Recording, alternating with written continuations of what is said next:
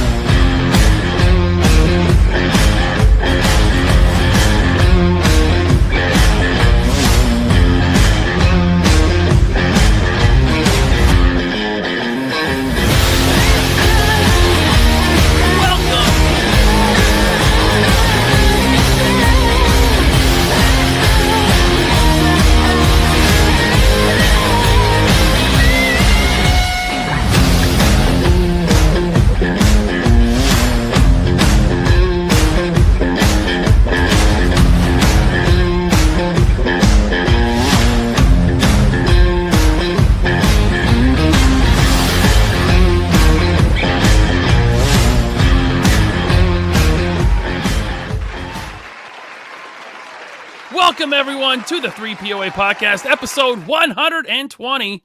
I'm your host, Laserpants, also known as Ryan. Bobby cannot be here tonight. It's just me, but I have a great guest tonight. I've been looking forward to having him on for a minute. It's been a long time since I've had him on, but it should be fun. I just want to say what's up to the chat. We got some crazy comments here. Mad Hatter. What? Hello, Mad Hatter. He says, hey, guys, just want to let you know Ryan told me to tell you that he's going to be running late. Then he says, apparently he's having a colonoscopy and the tools got stuck in his ass because there's a lot of room up there. How did you know? Benjamin's Toy Box says, Nerdzoic came through for me with the Cobra Island Troopers. I would have got them otherwise. Hey, we're going to get to that, man. Thank you so much. Well, without further ado, please welcome to the show for the second time ever, Matt, Big Nerdy from Nerdzoic. What's up, Matt? What is going on? How you doing? I'm doing good, man. How about you? I'm doing fantastic. I got some drinking stuff, a little bit of Irish cream. I'm feeling good. I feel like I haven't seen you on YouTube in a long time. It's Everything been a okay? long time. There's I saw some milk curtains with my face on it. It's been so long. Have you seen this boy? Yeah, you ever put something off and then it's just like becomes this thing where it's like, I need to do that. And you start making it a bigger thing. Adulthood. That's where I'm at with YouTube. Yeah. Aside from the whole I have zero time to focus on it right now part. Yeah, it's been something like that. The business has kind of taken up all your time, huh? That's putting it mildly. It takes up all of my time and all of my bandwidth so that by the time I'm like done doing the have-to stuff each day, there is zero personality left. I'm like, ugh. Yeah, man, you got to turn it on for the camera, right? I know I do. Yeah, I absolutely have to be in the right mind space to do it, especially if it's like a pre-recorded video, because there's no like, chat or anything to help you get into the mind space. Whereas when you're doing it and it's just you in a room staring at a black box, you got to be on it. It's harder. Oh yeah, that's why I don't do a lot of pre-record stuff. It doesn't feel natural to me, when I'm here on the live stream. I'm just kind of being myself and being a goofball. But I don't know, it's something about with the camera recording. It's like it just doesn't feel right. So I don't really do that very often. And I always tend to have technical issues, and it like pisses me off to no end. And then I'll go on like a 1 month hiatus because I'll realize, the lens cap was on, or the mic wasn't working. Yeah. So what you drinking there, Matt? I have some Irish whiskey cream. Ballantine, I believe it's called. It tastes like chocolate milk with a little bit of liquor in it, so it's extremely dangerous. That was the first drink I ever had when I turned 21 was an Irish car bomb, and the way they got me to drink it was by telling me, just chug it, it'll taste like chocolate milk. So I've been on the ever-loving search for chocolate milk alcohol ever since. The Irish car bomb. Oh my God. It's a rough night. I think for every time I drank one of those, I tasted it again a little later. I was back in my 20s, I think I've only puked once from alcohol. It was 2 weeks ago. Oh my God. Only time ever. I still haven't had a hangover yet. I think I'm like Wolverine when it comes to alcohol. I metabolize this stuff super quick. Yeah, when I was younger, I could really hold my liquor. My friends would say that I had the alcohol shock absorber down here. You know, that was what it was. Yeah. But anyway, I had that once too, and then I had the old get fat, you're too fat surgery where they take out part of your stomach, and then it was like, oh man, I'm a cheap date now, and that was like 8 years ago. And then I slowly worked my butt off to regain my fatness and my alcohol tolerance, and I overcame gastric sleeve surgery somehow. Really? By getting fatter again. Yeah, it's great. Oh no. Well, you don't look. I mean, you look like you slimmed down. Of course, I am now using the other new medical miracle of weight loss that involves my wife sticking me with a needle once a week. Oh, that stuff. Oh boy. Yeah. We'll see. I might end up like a government zombie or something. It's very possible. Right. But like with the amount of different stuff I've done in my lifetime, my wife's like, let's face it, this is not the worst thing you've done. I'm like, yeah, that's true. Give me this bound. Yeah. Well, you are Matt, aka Big Nerdy from the Nerdzoic YouTube channel. You've been doing YouTube. I mean, not recently. You're taking a break, but you started pandemic. Yeah, I was one of the pandemic tubers that like a lot of OG toy YouTubers had like this grudge against because we all suddenly had time to make videos, so we all started. Yeah, I've been called that, the pandemic YouTuber. Nice. But the first time I did a YouTube video, it was a live stream. Was before the pandemic. It was Toy Fair, which was February 2020, and then lockdowns were in March. So technically, I'm not a lockdown YouTuber, but nice. You know, yeah, I mean, I did some stuff beforehand. None of it was good. I mean, actually, I think it was good. Just nobody listened to it. I think we made it. My brothers and I did a podcast in like 2018, 2019, reviewing old movies. And I think we made it to like the top 100 in Nigeria, which was exciting because, you know, podcast stats are not really there. There's no analytics when you're looking at it. You can just see like when you've made it to the top 100 somewhere in a category. And it was just Nigeria.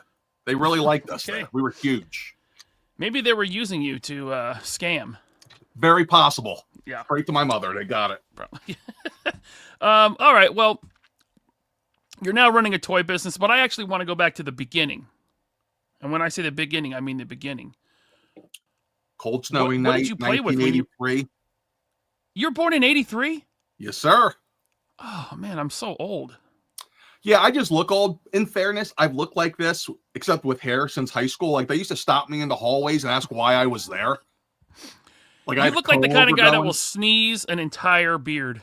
Like, yeah. Oh, no. Yeah. See, I wasn't that. I just had, like, the thinning hair at 17. So people were like, oh, man, what's this guy doing here? I look like Steve Buscemi. Hello, fellow kids. They probably didn't mess with you too much because you could crush them. I mean, you're a very tall, no, I was large good man. with that. I got expelled for that. Oh, boy. Yeah, that was a whole nother story. But, yeah, it definitely that happened a lot. But, yes, 83, baby. Okay. Yeah, I was 81, so a little bit older. But we're vintage. So when you know, okay, 83. So what toys were you playing with as a kid, and how'd you become a collector? Like, did it ever stop, or you just kept going? My face. Yeah. So it's funny how it all kind of went down. So I was big in like everybody my age. I kind of missed the Transformers G.I. Joe phase because I was like, 3 or 4. I got a bunch of hand-me-downs Masters of the Universe stuff though. That was the first stuff I ever played with. And that transitioned me naturally into the 88 boom of Ninja Turtles and Cops and Crooks. Those were my 2 big ones. Cops and Crooks. Oh, I love it. I'm so jealous that Big Bad's doing that they have the license to do it. Well, maybe. We'll see. It's been 6,000 years. Yeah. But yeah, it doesn't hold up. I tried watching the cartoon with my daughter a couple of months ago. I'm like, oh, this is terrible. But so many 80s cartoons are like that. I've tried to go back and watch. I think I know it's not like it's not good, but I can still watch Transformers. That's one of them I can still watch. Really? See, I love the lore. Ninja no, I think Ninja Turtles is unwatchable for me. But even as a kid, I wasn't that into it. Okay. So you were a little too cool at that point because you'd have been like 7 or 8. You'd be like, oh, look at this. Yeah, I was way too cool. No, I mean I was very into DC characters and Star Wars. You know, I was all about Christopher Reeve, Super Friends, and Star Wars, and that was. I didn't really venture far out of that. So the big ones that people like now, nostalgia properties, Thundercats, He-Man, Cops and Crooks, and to some extent Transformers, I wasn't that into. Okay. And the only one my older brother was into was Transformers. So, kind of into that to this day. But for the most part, even now, I'm superheroes and Star Wars. That's what I like. So Star Wars is kind of what transitioned me into like that, player to collector. I left that age group. I went into the Hasbro WWF stuff. I was all about that stuff. I loved it. Then I got too cool for school. Wasn't playing with toys. I was just playing with my brother's toys. And I don't have your Dick Tracy toy. That's not me. I love the Dick Tracy toys. And then high school comes. I go down to my friend's basement, and all through the walls is white pegboard and Power of the Force 2 figures, all in the box, and it looks like a giant toy store. And this should have been the red light of this is where my life is going. Instead, I went home, said, I want to collect toys too. Went to Home Depot the next day, bought some white pegboard, set it up in my bedroom, which guaranteed I'd never have a female in there in high school. Set it all up, drove it home on my Mercury Cougar, and then I started collecting Star Wars like a crazy person. My most cherished, people will ask me all the time, like, what's your collection worth? And I'm like, nothing. It's all stuff that means a lot to me, but you could go buy it super cheap anywhere because it's all Power of the Force 2 stuff. I love that stuff. Even to this day, like Bobby just bought a huge lot of Power of the Force 2, $2 each. Just giant that's boxes. Usually what they go for. Yeah. It's crazy. Like my wife's like, maybe you should sell them if we're going to keep them in, because right now they're in boxes. And I'm like, first of all, there's no money to be made. Someone is going to literally be like, if you give me $20, I will take them. I'm not doing it. But yeah, and it's funny because I'll never open them. They're not great figures till you get to the later part. But it's just the nostalgia of it. And you move into the Power of the Jedi, the early 2000s. I moved right out of high school from Philadelphia to Harrisburg. So no internet, no friends, no nothing. I just kind of started over at 18 with my family. We all moved.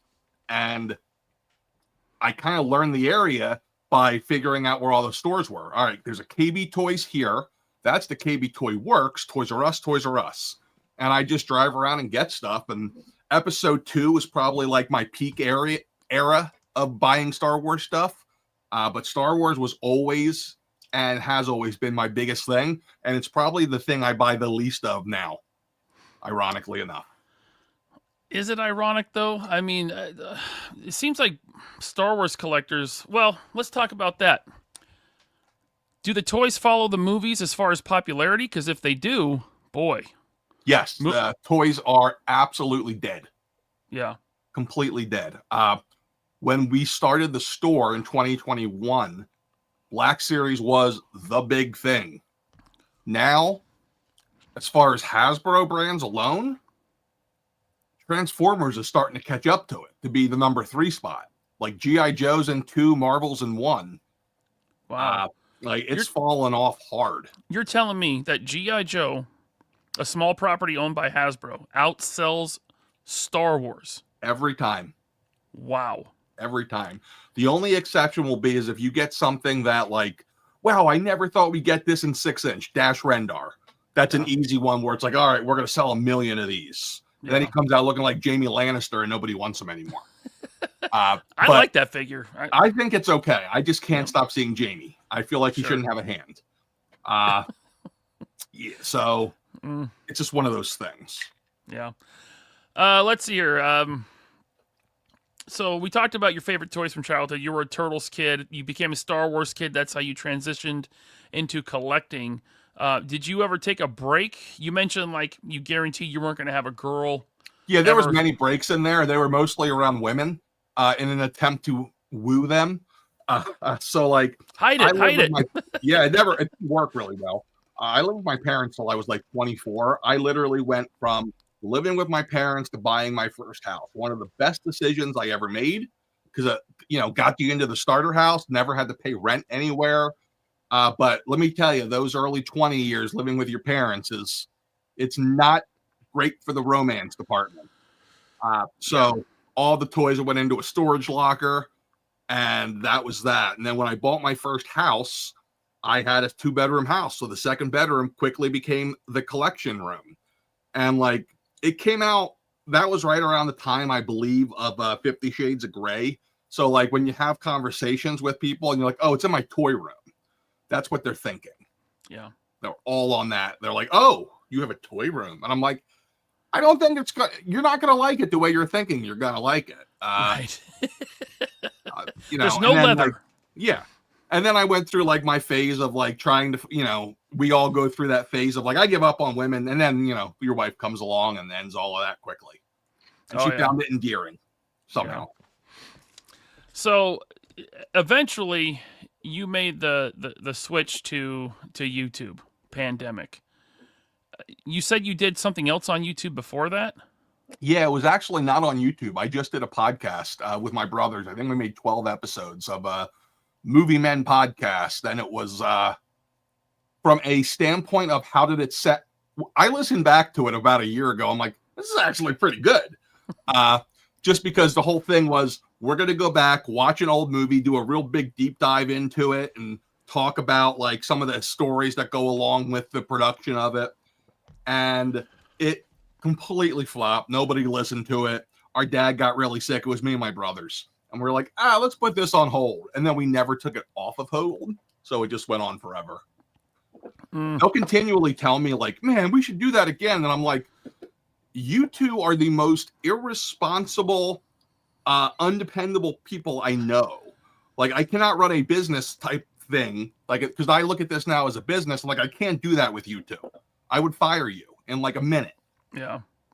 Yeah, I've experienced that with some co-hosts, like Jeremy Jernigan, who's on the Wednesday show. It can be difficult sometimes, but you power through it. It's not really a business for me. This is still a hobby. But yeah, so pandemic starts. You're at home. You're trapped. Can't go nowhere. We're all wearing masks, right? Why toys? Were you a big time collector at the time? You're just like, well, I'm gonna do YouTube and start talking about my collection. Yeah, no, I was not a big time collector. I guess you'd say a small time collector. I had the really impressive looking collection with all the Power of the Force and Black Series stuff. But what it was actually was I was really thinking I was going to make a transition into restaurant consulting. My wife and I had this whole plan before the pandemic because I'd spent my whole life in restaurants. We were going to go into that, and the plan was to build a YouTube channel around it first and then go into it. So first time I turned on a camera, even though I know at least I did know what I was talking about in that field, I couldn't really talk to the camera. I'm like, I don't know what I'm saying. So I think it was her idea, actually. She goes, just turn the camera on and talk about toys. Do something about toys. Nothing's going to come of it. Just do it for fun. And that was it. Wow, cool. So were you watching toy YouTubers at the time? Not really. Really? So you came into this community just raw. Yeah. Oh yeah. Yeah. I came in, I started doing some research and watching everybody. When I came in, I quickly saw everyone was doing the same exact thing. So I'm like, okay, so we're not going to do the white bed sheet with my hands holding the action figure. Everybody's doing that. It's not going to work. So I wanted to really be a little bit more organic and kind of let my personality come out. So I did two things. I focused on top 10 because I used to be a huge David Letterman fan. And it just, you could create stories in there. And then the other thing was the value videos that I used to do a lot of. Like, this is going for this. This is going for that. And that actually was 100% inspired by a baseball card channel who I was watching at the time because I'm a big sports card guy. And it was, I think it was PSA Collector. He was doing like top 10 Barry Bonds rookie card variants. And I'm like, oh, well, hell, this is great. I can play with numbers and do this. And it was around the same time Action Figure 411 launched. And I'm like, oh, I don't even have to do the research. this is great. I just got to pull this stuff into Excel. And one of my first value videos, the guy who made the website actually emailed me. He's like, I'm getting all these hits from your video. Thanks. All right, no problem. Cool. Thanks for the data. Pay me. No. I should have said that. Yeah. But I didn't. So I have found that when you start talking about value, sometimes there are those that get really angry. Like, it's not about value, it's about the passion. Did you get a lot of pushback for that? So I did and didn't. It seemed like the people who did just left and they didn't watch. And I'll get to that in a second. But I think one of the couple of things that really made me stand out is it turns out, at least at the time, one of the biggest growth indicators to YouTube was people sharing your video or clips of your video. I have a very distinct way of speaking, and I pronounce certain Star Wars names very strange to people. Count Dooku. Yeah, it is Count Dooku in my head. And people ask me all the time, like, where the hell did that come from? And I said, listen, I read the novelization 3 times before that movie came out. And every single time I read that as Count Dooku. Yeah. And then all of a sudden I'm watching the movie and Mace Windu says something about Count Dooku. I look at my butt and I'm like, the fuck did he just say? That ain't right. And it's been in my head ever since. I just can't change it. And people are like taking clips of me and like, look at this idiot. Doesn't even know who the character is that he's talking about. But like on the value part, yeah, people used to get really, really annoyed with it. It was pretty funny to me because coming from like the card world where this is just normal conversation, how are you going to buy something if you don't know what it's worth? Right. How are you going to sell something if you don't know what it's worth? But the other piece of it was a couple years ago, this is where I figured out it really irked people. A guy put out like his tier list of toy YouTubers. I remember that. Yeah. In it, what he had to say about me was that I didn't have a real passion. It was really just about the money and what it's worth. It's an investment. And I was like, I don't think I come off that way, but I better do some different types of videos if that's what people think. Well, I mean, listen, there's a lot of opinions out there. If people are tuning in, they're enjoying your content. Whether they're watching it because they like you or they're watching because they hate you, it's all watching. Absolutely. And that's one of those lessons you learn along the way. Like, I could care less now if it bothers people if I talk about toy values, because I'm just like, listen, it's basic economics. I'm sorry if that's something that offends you in some way, that I'm probably not your guy. I would prefer my collection does not be worth $0 one day, you know? Yeah, like even if you're in this for the passion only, you don't care. What if one day you need a kidney and you have no money? It'd be a lot better if you have stuff that is liquid and you can move quickly than my Power of the Force stuff that's worth $1 a piece. Yeah, if you're lucky. Yeah. Yeah. All right, so I want to back up a little bit because about the pronunciation, the Count Dooku thing. I was reading the book since 1991, Heir to the Empire. That's when I started. I was 10 years old. With it. Yeah, I've read like post Return of the Jedi EU. I've read almost everything. Yep. Are you pro or against the whole new Jedi Order? I liked it. I loved it. I loved it.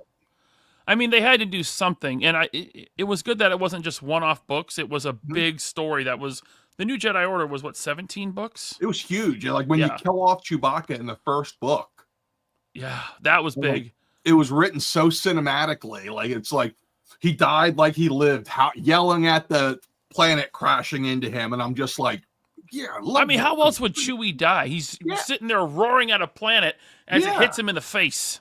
And that's like cool. The way they did, I could never pronounce this, but the Yuuzhan Vong, whatever they call it. Yuuzhan Vong is how they were just done so well. It was such a cool concept. The way they wrapped it in at that time period to like the prequel era with like Anakin and Obi-Wan, I think, heading to like a living planet.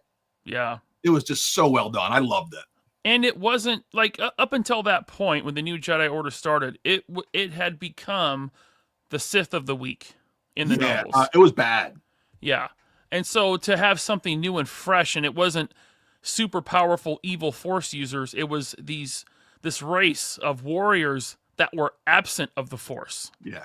They were voids in the Force. It was a cool concept, and it was, to me, it was a lot of fun. And that first book where Chewbacca dies, it's like, okay, this series is going to be different. They're killing off main characters now.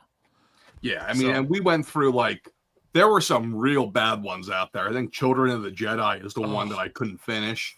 Children of the Jedi was bad. The one where Luke is like going into a black hole or something. I'm like, what? Yes, this is Star Trek. Yes. Crystal Star, the Crystal Star. It was really bad, but I actually credit that for getting me to become a reader in life, because I would not read for enjoyment until the expanded universe when I discovered it. Same here. I was the same exact way. I remember talking to a counselor at college, and she's like, "Do you read?" I'm like, "Oh yeah." Like, I was reading every day. She's like, "What do you read?" I was like, "Star Wars." Yeah. She's like, "Is that it?" I was like, "Yeah." Like I had. She was like, "You need to expand outside of that." And I was like, I had an English teacher who I was friends with for her entire life until she passed, who said the same thing. She's like, "You're going to run out of books." I'm like, I got a while. There's some runway here. At some point, there was so many books that I made the decision, like, I'm not even going to read the prequel stuff. Like, I just want to read the continuing story of Luke Skywalker. The prequel I did stuff that for a while. Yeah. But you know what? Some of the prequel books, if you haven't read them, they are some of the best ones out there. I've heard Have that. you read like Darth Plagueis? That's one that I did read. That's excellent. That should be a movie. That should absolutely be a movie. And then the other one was the one that was like, it led right up to the opening scene of episode 3. And like the last couple of pages is from like a clone trooper's perspective as he's laying and dying. And he realizes he sees Palpatine coming, and he sees like, holy shit, this is Darth Sidious. It's Palpatine. And then he dies, and then the movie starts. And it's just like, wow, this is crazy. Yeah, no, I never read anything in that era. But yeah, I read Plagueis, but that was before A Phantom Menace. Yeah. Kind of led into it. Boy, I was not expecting to talk about Star Wars in the expanded universe. I am a huge Star Wars fan, but since Last Jedi, I've fallen off. I like the Mando. A couple seasons of Mando is cool, but everything else I've kind of been like really disgusted by personally. So I'll tell you. First off, my kid's name is Luke Skywalker. Right on his birth certificate, Luke Anthony Skywalker Robert. So that should tell you where I'm coming from here. I liked The Force Awakens. I'm like, well, this was kind of like A New Hope, but it's J.J. Abrams. What do you expect? Dude, I took the bait. I liked it. I saw it like 10 times in the theater. Saw The Last Jedi. It took me 7 months to realize that The Last Jedi sucked. Because I had myself convinced that it was good. Me, same thing. I was like, I thought I was at fault. I'm like, I'm missing something. Yeah. I'm missing something. I don't get something. What am I missing? Because it can't be a bad movie. Oh, no, it was a bad movie. And it was around like January after it came out, maybe February. I was like, this is garbage. My best he friend threw the lightsaber over. I was in denial, Matt. I was in denial. So was I. I would even like come up with things like, oh, no, listen, if they take out the whole animal rights casino, it's pretty good. Oh, yeah. Or if they take out Benicio del Toro and throw Lando Calrissian in, because that's where I thought we were going with that scene. Like, oh, we got this old weird gambler at a casino. I'm like, oh, it's going to be Billy D. And it wasn't Billy D. I was pissed. But like, there were parts of it I loved. I loved Luke's final fight with Kylo. I'm like, this is great. But then it wasn't that did it for me. What killed me was Rise of Skywalker. That movie made The Last Jedi look like Empire Strikes Back. It was so bad. It was ironic because my son, Luke Skywalker, the first movie I took him to see was Rise of Skywalker. And I'm watching it and I'm like, this is awful. This is the worst thing I have ever seen. Somehow Palpatine returned. Wow, that is great writing. Who came up with this? They had realized at that point that they had ruined the franchise. They had ruined the trilogy. They knew they had ruined the trilogy, and they were like, okay, listen to what are the fans saying? Fan service. Yeah. And it was just horribly written. I mean, if you have a line in the movie that says somehow Palpatine returned, and that's the freaking line, that's how you explain how he came back, you're done. Get out of here. Bad. You're a hack. And like there was things that just drove me nuts, like the blood red stormtroopers. I'm like, What the hell is this? That All was for right, toys. so you're telling me there's an right? entire like military just hiding, and we're Yeah. supposed to buy that? Like no explanation. Oh With yeah, like you hit it. 1,000 Star Destroyers, Yeah. all with Death Star lasers on them. It's Yeah. like, Oh yeah, we hit it over there. No one saw. yeah. And They then should like, have scaled it down a little and made it more spiritual and yeah, not galaxy-wide giant super weapons type of thing. It was just bad, man. it was. And then Mando came along. I absolutely love the first season. The first episode, I'm watching it. I'm like, this is okay. And then we got the child, and I'm like, oh, it's Baby Yoda. Yeah. And then all of a sudden, the sickness comes all running back to me. All of my family members are like, oh, is that like a little Baby Yoda? He's so cute. So I'm buying everyone Baby Yoda shit for Christmas. It was fantastic. I loved it. But then I'm sitting there and I watched a guy on TikTok where he said it was like a 10-second video where he did every episode of The Mandalorian. It's, oh no, we have to go help this town. They're out of blue milk.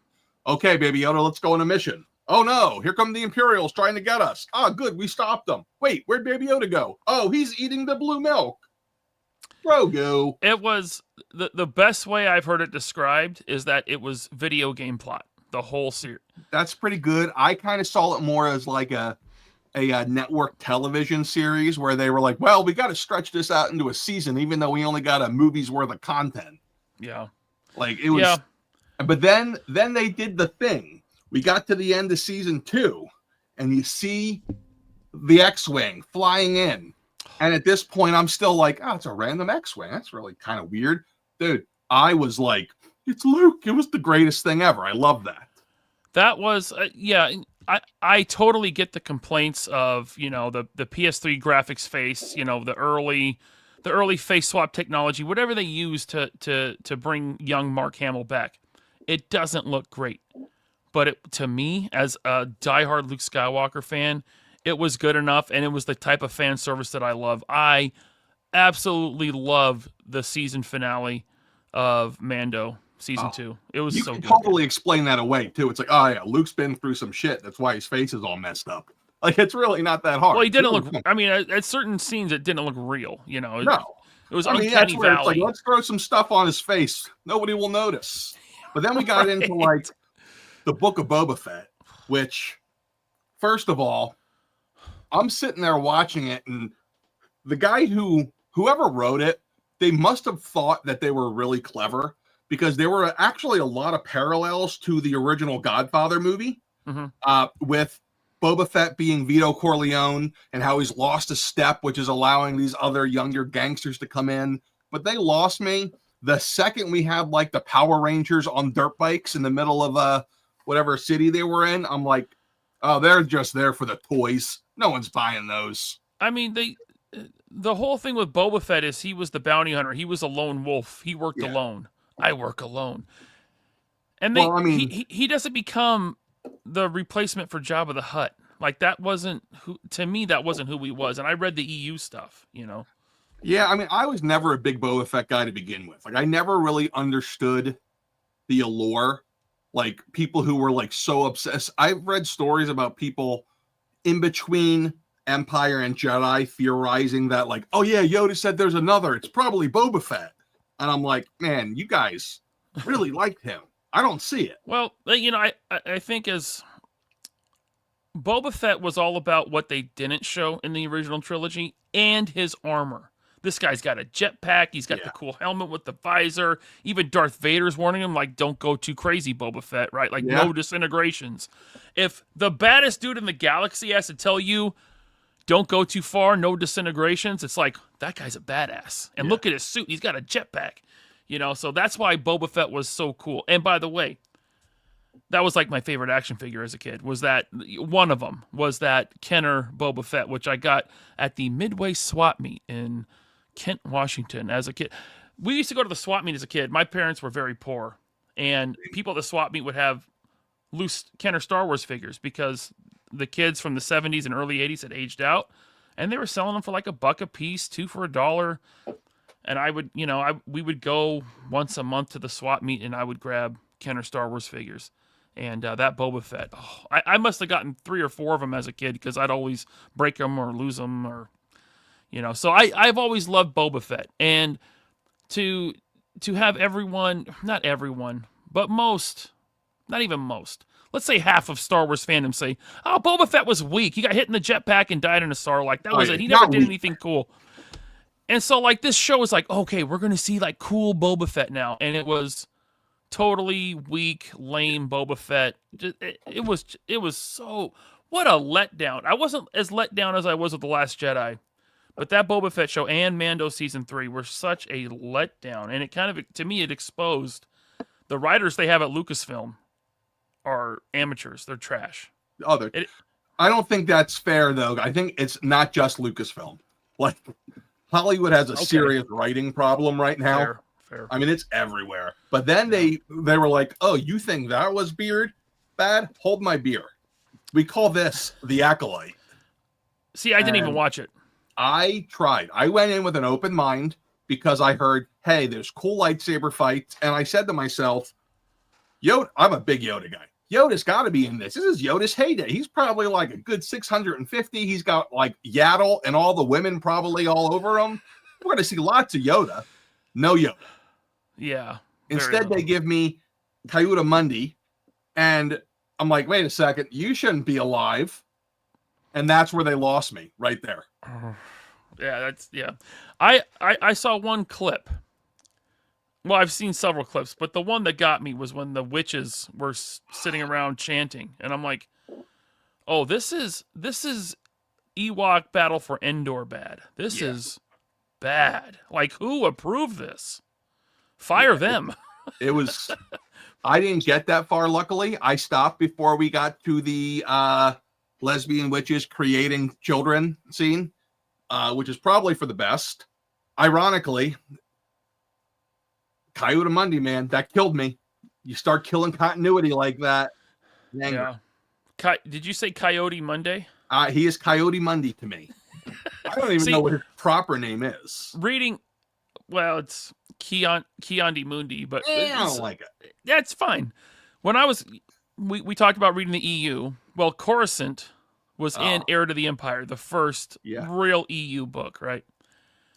Well, as a kid reading it, I always said Coruscant. So from 91 to 99, in my head, I was saying Coruscant. And then I go see The Phantom Menace in theaters, and here's Qui-Gon Jinn, Coruscant. And I'm like, mind blown. And it took me a while to like switch how I would say it. It's hard. You should have just stuck with it. I should have. I should have been like you. It's kind of like, speaking of bad writing, and it's ironic, like, I can actually point to Heir to the Empire. I was reading parts of it not that long ago, and the first chapter, Luke Skywalker's eating or drinking hot chocolate, exotic thing that Lando Calrissian found. I'm like, oh, that's weak. I think it was the Carillion trilogy, or the one of them, and Han Solo's thinking about one of his kids playing the clarinet, and it said clarinet. And I'm like, what? No, I don't think I remember that. Luckily, yeah, it was bad. But anyway, well, I tell you what. Let's now, chat. Hold on a minute, chat. I'm gonna get to you guys. But so we talked about. Well, man, I did not expect the Star Wars talk. That's great. I love talking Star Wars, old school Star Wars. But so you start the YouTube channel. You're talking about toys. Was it always the plan to start a retail toy store, or did that come along later? Oh, yeah, that came along way later. In fact, if you go back after Nerdzoic, there's a second YouTube channel with my face on it that is dead called Restaurant Ninjas. I tried to make the restaurant thing go. Yeah. Somehow I got that to 2,000 subscribers. I don't know how. I really don't, because that was terrible. And like I realized like 10 videos in that I was out of content. And also that I was done with restaurants and never going back. Mm-hmm. So that was dead. And then it was like back to the drawing board. We were like, hey, I'm pretty good at this YouTube thing. And we had a couple friend of mine over. They own a coffee brewery. And I was like, yeah, I really want to go out and do my own thing. I feel like I could do something with YouTube. Unfortunately, the only thing I know about is toys. And that's not worth very much. They're like, well, why don't you sell them? And I'm like, hey, I guess I could sell them. So I went to Entertainment Earth Distribution, tried to figure out what the margins were. They won't tell you. until you have an account and they started to try to sell you stuff. But once I figured it out, I was already in. So I'm like, yeah, let's try it. I'll put a couple $100 in and see. And then, a couple weeks, months later, we're in it. I think we sold like 2 figures our first month. Woohoo! I messed up the very first order we had. That must have been scary. Oh yeah, the first order was for a like one of those red Sith Trooper things, and there was 2 versions, and I sent out the wrong version, and I was like, well, this is doomed. And I just kind of kept going with it. When 2021 was, we got that final pandemic check, and I was at that point like, screw it, I'm fine. Well, it was my wife, really. She said, screw it, we're going to put all of it into inventory, all whatever 7K it was, and we did. And from there, that was it. I went back to work while she did the operations and I did the back end. I worked until I think it was summer of 2022, maybe 2023. I don't even remember.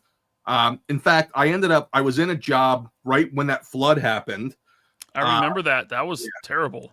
And then, but by the time I was done cleaning up from that, I was so burned out of that job and I was ready to kill somebody that I was like, you know what? I'm making enough money where I can quit and take my time finding another job. Couldn't find another job. Everywhere I went said, why are you looking for a job? You have this other thing. And I'm like, it doesn't make enough money to live off of. I got 2 kids. And I couldn't get a job anywhere. And then I guess it was either 2023. I think it was 2023, January. And my wife said, give me a number that we have to hit in sales for you to feel comfortable not interviewing anymore. And we hit it, and that was it. And we just kept going from there. Do you think it was better that there was no plan B? Like, it's make or break and I'm going for it. Nah, there's always a plan B. I'm a big believer in not burning the ships. Mm-hmm. Like, you got to keep those ships. Yeah. Even now, I always have plan B figured out. Like, one thing I learned with COVID, I watched so many businesses close through no fault of their own. Up until that time, I was a big, listen, in this world, you make it or break it on your own. See, like, whatever happens, you decide your own destiny. And then I watched like people stuck at home told, no, you can't open. You can't do this. You can't do that. And that was a big wake up call for me. Especially the restaurant business. Oh, yeah. Yeah, they got hit hard. Yeah, it was scary. And I was in restaurant distribution at the time. I was fired a week in. I had like the world's easiest job. I was the training manager for warehouse and truck employees. And I got this job, high paying 9-to-5 job. And they're like, listen, we don't know if you're going to need an assistant for this job. The last person burned out really quick. I start this job and I'm used to working in a restaurant where you're running all the time. And every day by 11 a.m., I'm done everything I'm supposed to do. And I'm like, what the hell am I supposed to do with the rest of my day? So I had to like be really creative in what I did with my time. But once I'm like, how do they not realize that this job is not necessary? This entire role is completely useless. Mm-hmm. And then once COVID hit, they're like, well, we're not going to be able to fire anybody in management. I'm just like, I'm going to go start packing up my stuff. Someone's going to look into this and see that I am not totally expendable. And sure enough, it happened. Yeah, there you go. So 2023, in fact, I think maybe it's before 2023, but Megalopolis and then Dorkside. Did you take any lessons from those guys? What did you learn from them? Funny story. So Megalopolis was kind of the test case of, yes, if you know what you're doing and you know how to run a business, the sales are there. I wasn't confident in my ability to judge if the demand was there and if the need was there. I was very confident in my ability to actually manage the business itself if the demand was there. And I looked at Megalopolis and I looked at all their problems, and it was really clear that it was, wow, there's more than they can handle, and they don't make good decisions. And there's a lot of stories and stuff I can always go into on that one. But like, to put it in some perspective, because they went bankrupt, all of their paperwork, all of their financials are all public knowledge. Their final year of sales, their gross revenue was like $650,000. That was 2022 for us. Out of my house with just me and my wife and 0 employees. But they had a warehouse, a store, and like 15 team members, a marketing director. They were planning to operate in the red and live on funding for like 5 years and all of this craziness. And I'm like, oh, well, this is easy. You just don't do them. Dorkside, I actually heard right around the time where I decided I would consider doing this, the owner, Eddie, put up an interview with someone on a forum, and I listened to it like 10 times. And I sent an email to what I assumed was his email address, Eddie@dorksidetoys.com. And I didn't get an email back. And then eventually I get a forwarded chain of emails back from him where he's just basically like, hey, wishing you the best, something, something, something. And there's an LOL in the chain that someone forgot to delete. Like, here's some other noob who thinks he can do this. Uh-oh. And that was my push there for sure. When I started with the YouTube, I contacted Big Bad about doing their influencer program. And I did that for a while, but like I didn't push it. I didn't do a very good job. Or like, hey, we're sorry, you just really didn't generate any sales. And I was like, well, I'm bad at this. I'll probably not be bad at selling it myself. But yeah, that was kind of how that went. I mean, Dorkside I studied that a lot because that was an interesting fall. It was very much, again, a management thing. I now know most of the people who work there at this point, talked to them, became friends with them. A lot of bad decision making in there. Bad risk assessment. But yeah, that was kind of the story there. It became a cautionary tale more than anything else. Yeah. And if I remember right, they went pretty quick. They did, but if you were watching, the signs were there. So they went, October came and they didn't put up Hasbro pre-orders, and they were done by November or by December. I knew in May of that year. Oh, wow. Because if you're watching, they're putting almost every single Hasbro product on sale the second they get it in stock. I remember that, yeah. And that's usually a telltale sign of one of two things. Either one, they're in trouble, or two, they're trying to quickly limit their inventory for some reason. And I don't remember exactly, but I basically came to the conclusion that it was the former. Wow. All right. Well, I want to take a break from this and go to the chat because we have people waiting for us. Black Sail Studios, he said this earlier today. He said, I don't pay up front for pre-orders. Otherwise, I'd shop with Nerdzoic. The cash stays in my wallet until the figure is ready to ship. So there's a lot of people that feel this way. With me, especially with like Mezco like exclusives, I like to pay up front. I don't like the surprise when they go to ship, because especially with Mezco, you never knew when that was going to charge. You never know. Yeah. So, who remembers September this year with Hasbro, when everything shipped at once for an entire quarter? You got hit with $2,000 in charges all at once.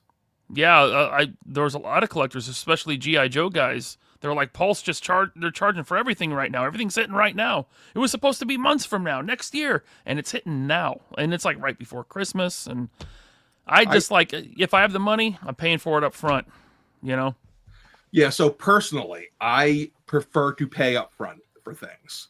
It's one of the things that annoys me about Hasbro's current,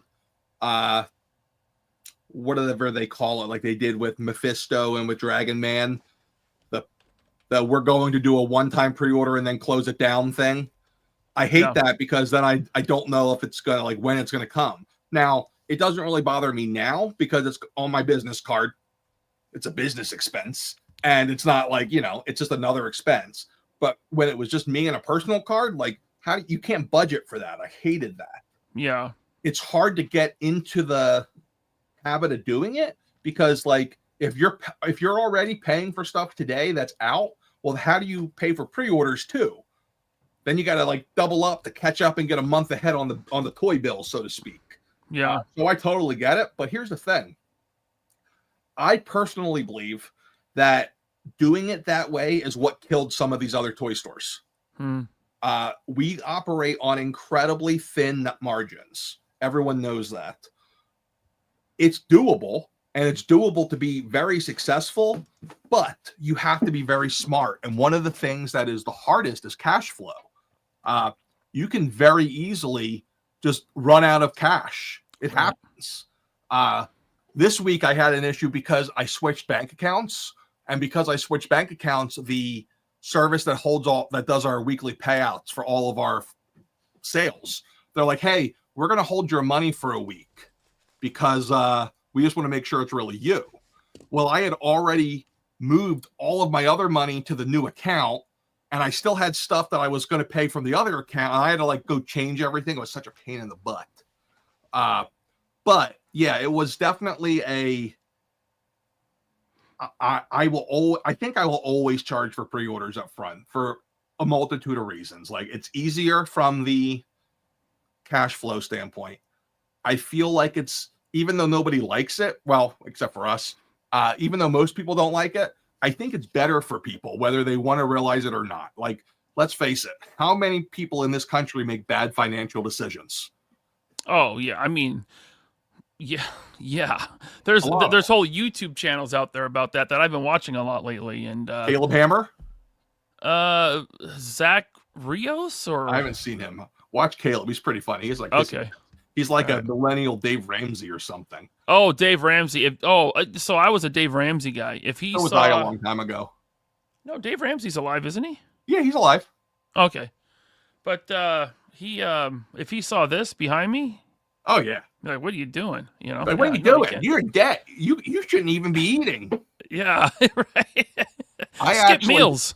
There was a time where I was really bad with money, like when I first got married, like I was so focused on my career and working that I wouldn't pay my bills until like I forget what day it was.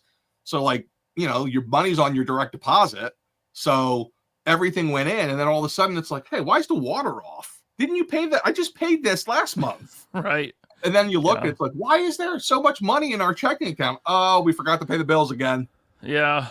So I like that automatic payments. You just put it in an account and it comes out. I have to have automatic payments, or else I'm a complete wreck. And honestly, like, I have it set now so like both business and personal, this is the anti-Dave Ramsey thing here.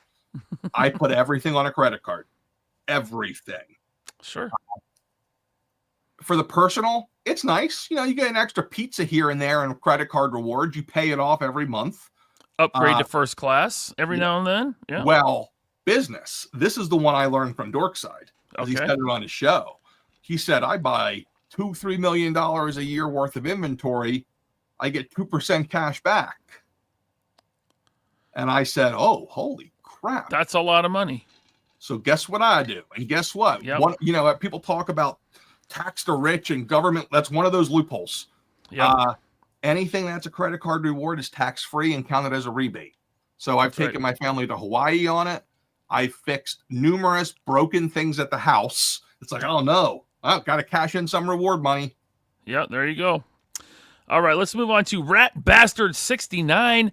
He says, you gained a new customer, Nerdy. Order the 2-pack Punisher or Nick Fury Thursday at 1:30 a.m. I work nights, and it got here today. Extremely fast shipping and perfectly packaged. Thank you. Love it. You must live on the East Coast. Yeah. We got us West Coasters have to wait a little bit. Yeah. Well, you know, it's funny.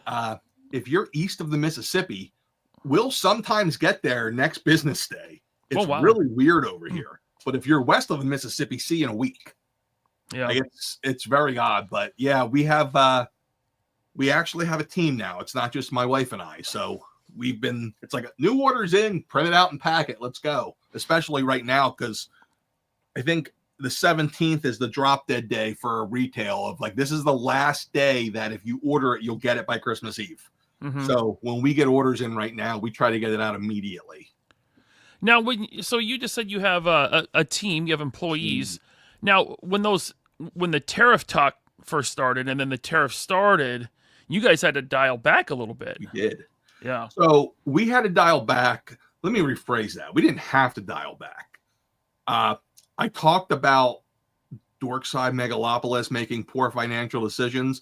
I have the opposite problem. I am very, very, very conservative and risk averse in that sense. So when that happened and there was a lot of uncertainty, I said, screw it. I mean, we had part-time and one full-time employee. The truth is, I hope, Jared, you're not watching. It wasn't working out. It was one of those things where I'm like, this is going to end up having to go this way anyway, eventually. Mm-hmm. So I decided, you know what? Let's just cut bait. But there were some other decisions I made at that time so like one of the things I did when that happened, if those tariffs would have went into effect at the levels he said on April 1st, the fallout would have been more than anybody realizes. Oh, yeah. Like we're talking collapsing of economic institutions. Yeah. I actually went in and took out I've never done it before, but I took out a loan that day that was tied to my sales. So like if my sales dropped, my loan payments would drop. I was that afraid. I paid, I think, $12,000 in interest, paid off that loan 6 months later, never used it. Never used it. It was literally $12,000 just down the drain because I felt like there might not be money soon. Right. And I wanted money to keep us through. But yeah, I went a little haywire there. I was actually like, to say I was panic attacking it is an understatement. But we went from there to me saying, time to move out of the house, not very long after. Yeah. Yeah, those are definitely scary times. I mean, I'm friends with the guy who makes toys, and it was looking sketchy for a little bit, you know. Yeah. Thankfully, it was just like mostly posturing and I kind of had so like when the election happened, people are emailing me asking if I'm closing, like literally, legit, asking if I'm closing down once Trump won the election. And I said, nobody is stupid enough to put blanket tariffs on a country. Sure enough, he was. I didn't think he was, but he was. It is one of the worst and dumbest decisions ever. And pretty soon they're going to be deemed illegal and that's going to be done. But it was scary. There's still times like I've been hit. Last time I looked, I think $20,000 in tariffs I paid this year that I haven't passed on. yeah. Like it's like, I don't know, anywhere between 25 to 35% of our total profit just out the door. Wow. And the margins are already very thin in toys. Yeah. So that's a big hit. It's a huge hit. It's like, and there goes that first year of freshman college for my kids. Oh, yeah. But it's also kind of like, you know, I've heard Bobby talk about the cost of doing business, and that's absolutely true. I think the big difference is nobody was set up for it. So like when Bobby pays a tariff, he's paying it based off of his manufacturing cost. That's right. I'm paying it based off the wholesale cost, which is significantly higher. Because that gap that a lot of people don't seem to understand, that's what covers overhead design, mold creation. But that's a huge gap. Now, there's actually some loopholes, not loopholes, but there's like pieces of the law. Like I actually have some vendors now who they don't charge me the factory rate, but there is legal ways of actually claiming that on customs. But it's a ass ton of paperwork on their end. Because they have to be like, okay, here's the factory cost. Here's what this guy's paying. Here's the tariff. That's not terrible, especially now that we're down to 20%. It's livable. I don't have to pass it on. But like a lot of companies are charging us, like you guys can see the public facing ones. Mondo does it. We get charged with that too. NECA was doing it. They were charging both wholesale and retail customers a tariff. Now they're just doing it the wholesale. But yeah, I mean, it's definitely tough. Without a doubt. I had some of the Storm Arena exclusives through Big Bad, and one of them got hit with like an extra $2 just recently. Hit my pile of loot, and Big Bad. I'm sure you know this, but Big Bad actually has their own containers, so they're getting their product direct from China. So they're like you said, they're getting hit with that wholesale. They are and they aren't. Like they've done a lot because they have those connections over there that I don't have. they've had a much easier time of being able to set up the first sale rule is what that's called, to be able to do that and get that over there. And then the big companies, the Hasbros and the Mattels, I've been told have really cut costs for some of the direct importers to try to make it so that they're not getting killed. So there you go. I mean, that's kind of what does it. They're still raising their prices though. MSRPs go up for Hasbro. Yeah, I mean, you know, I'm hoping that's it. We'll see. I really do. I've never been a huge price is the issue guy. Hasbro, yes. Do they need to charge that much? No. Do they need to charge that much because of bad decisions they make that waste money in other places? Probably. Go walk into an Ollie's. The amount of stuff they dump. Like, I feel like if they would just cut their production in half, they wouldn't have this problem. But well, I want to they have to do that. It's crazy. Yeah. Let's put a pin in that Ollie's thing because I want to get to that. The Ollie's and the Rosscon stuff. I do want to get to that. But Benjamin's Toy Box says Nerdzoic came through for me with the Cobra Island Troopers. I wouldn't have got them otherwise. It was a long time ago. Yeah. Yeah. That was the Cobra Island stuff. The Target exclusive was a nightmare. That's when I was like, I'm not even trying anymore. Forget this. It's not worth the stress of trying to get to Target at 7 a.m. and there's the other collectors and the employees are buying it up. I said, screw it. Yeah, you knew whose fault that was. It wasn't Hasbro. The Target? Target turned that stuff down. So did Walmart. If you go back to 2022, this is one of those other things that gave me accelerated growth. I had a wholesale account on Hasbro has 2 sales of wholesale. They have stuff we have in stock that we just have to throw a sticker on and ship to you, and pre-orders. Mm-hmm. To get pre-orders, you have to do $2 million a year in sales, not just product. But I had the other account. Well, one day I'm sitting there and I noticed they threw up something that was like a Walgreens exclusive. And I tried to see how many they had by putting them all in the cart, and I bought them all. I'm just like, screw it, let's do this. And I found out that when they sell out of a product, it disappears. It doesn't say sold out, it disappears. So I quickly found out that a lot of stuff was getting dumped, all exclusive stuff. Companies were saying, hey, we can't take this now. And Hasbro was stuck with it. Hasbro decided to put it on wholesale because they didn't have a crap ton of it. They only had like a couple thousand units. They put it on the wholesale site and nobody else knew it was there, I don't think, besides me, because I would go on, and this is not an exaggeration, Monday through Friday, 8 a.m. to 5 p.m., I go on every 15 minutes and check it. Anything that went up, I bought it all. Smart.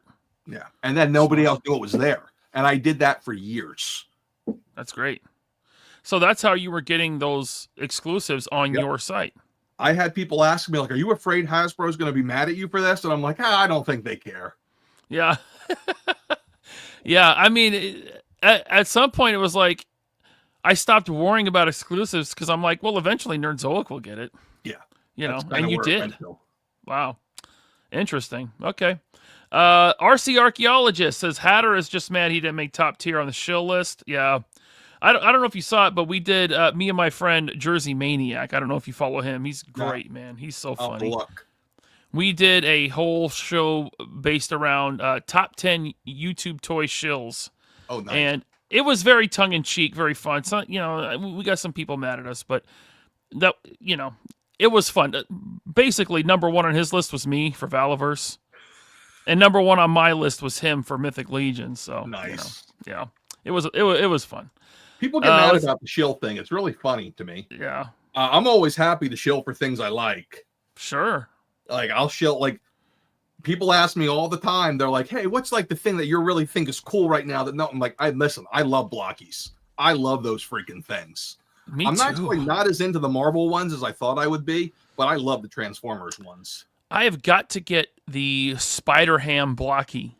It looks like it'll fit great with Legends. Very articulated. I have got to track that one down. So they're all going to be all delayed. I got an email Friday about that. I don't know if it was, I guess it was Marvel. There was an issue with the packaging design where it got pushed back, even after it was approved at one level. So they had to pull it all. Gotcha. Are the Marvel ones going to be blind boxes too, like the Transformers? Yes and no. So they're going to do 2 sizes. So we have the classic class size, which are $20. Those are not blind.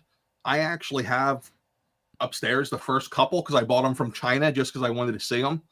But then they do have blind ones, but they haven't been out in the States yet. Mm. I actually really like the way they do their blind ones because if you buy the box, you get the set. That's what I was doing. I was going to at local toy shows. There's a local toy store that has it, and I'm like, give me the case. I want the box, and just get them all. They're a lot of fun, man. I love building them. You know, that's fun, and they're fun to pose. They're very posable for what they are. It's just that I'm out of space here, Matt. I don't got nowhere to put them. So listen, there's a reason. I mean, there's many reasons, but one of the reasons I think I enjoy collecting cards more than I do toys is because they take up like no space. Yeah, you guys have cards now. You guys have Pokemon, Lorcana. Yeah, nobody buys the Lorcana. They're just there to look pretty, it seems. But those are the ones that sit at Target too. I've noticed that. Yeah, but Pokemon is hotter than anything in the world right now. It's insane. Yeah. Pokemon. Go to nerdzoic.com for your Pokemon. Check it out. Well, lasts. There's definitely people who have shopping bots set up on our site for those. Because I'll put a listing up and it sells out in like 90 seconds. Wow. Even if I put a limit on it and it's all first-time customers. Yeah. Because I never get more than like, especially the new stuff, I never get more than like 5 of each item because that's all I can get. And I have to order 5,000 to get that number. Wow. Yeah, you know when it's Pokemon drop day at Target because there's a line out the door, man, to get in. Those Pokemon adults are crazy. And then they see me and they think, well, look at this neck beard. Yeah. Middle-aged, overweight. They think that's what I'm going for. I'm like, no, guys, I want the dollies. I'm here for the dollies. We don't got to fight. Leave me alone. You just be like, listen, I'm going to the My Little Pony aisle, buddy. You can have your Poke guys. And you Hot Wheels collectors that are rapidly approaching 80 years old, it's like, I'm not going after your Hot Wheels. It's all good, safe. Man. Yeah. Okay, back to the chat here. We got Quinn Comics says... the old Quinn. Hi, Matt. Greetings from your friendly neighborhood comic shop, Quinn Comics. Nice. Maverick would like to know if you're doing the Nerdies this year. I think this is going to be the year without the Nerdies. I just don't see it happening. What if some other YouTubers got together and helped you out? Maybe we could do that. I'm waiting until we get through this holiday season. And then seeing where we stand. I have so many other things I'm kind of pushing through the pot right now. I'm like, I don't know. Like, luckily, I have producer Kyle who kind of handles my back end stuff and does it. So all I have to do is show up and do it. But usually, we're now December 13th. We're usually like neck deep in it by now. Yeah. So if I'm going to do it, it's going to be like January 2nd. I have to get this started and running right away. And I might. Even Bobby had to take a step back from YouTube for a while. You know, he's coming back in like a week or so, but he got a new YouTube guy and another one, or is it the same one he's had for the last few months?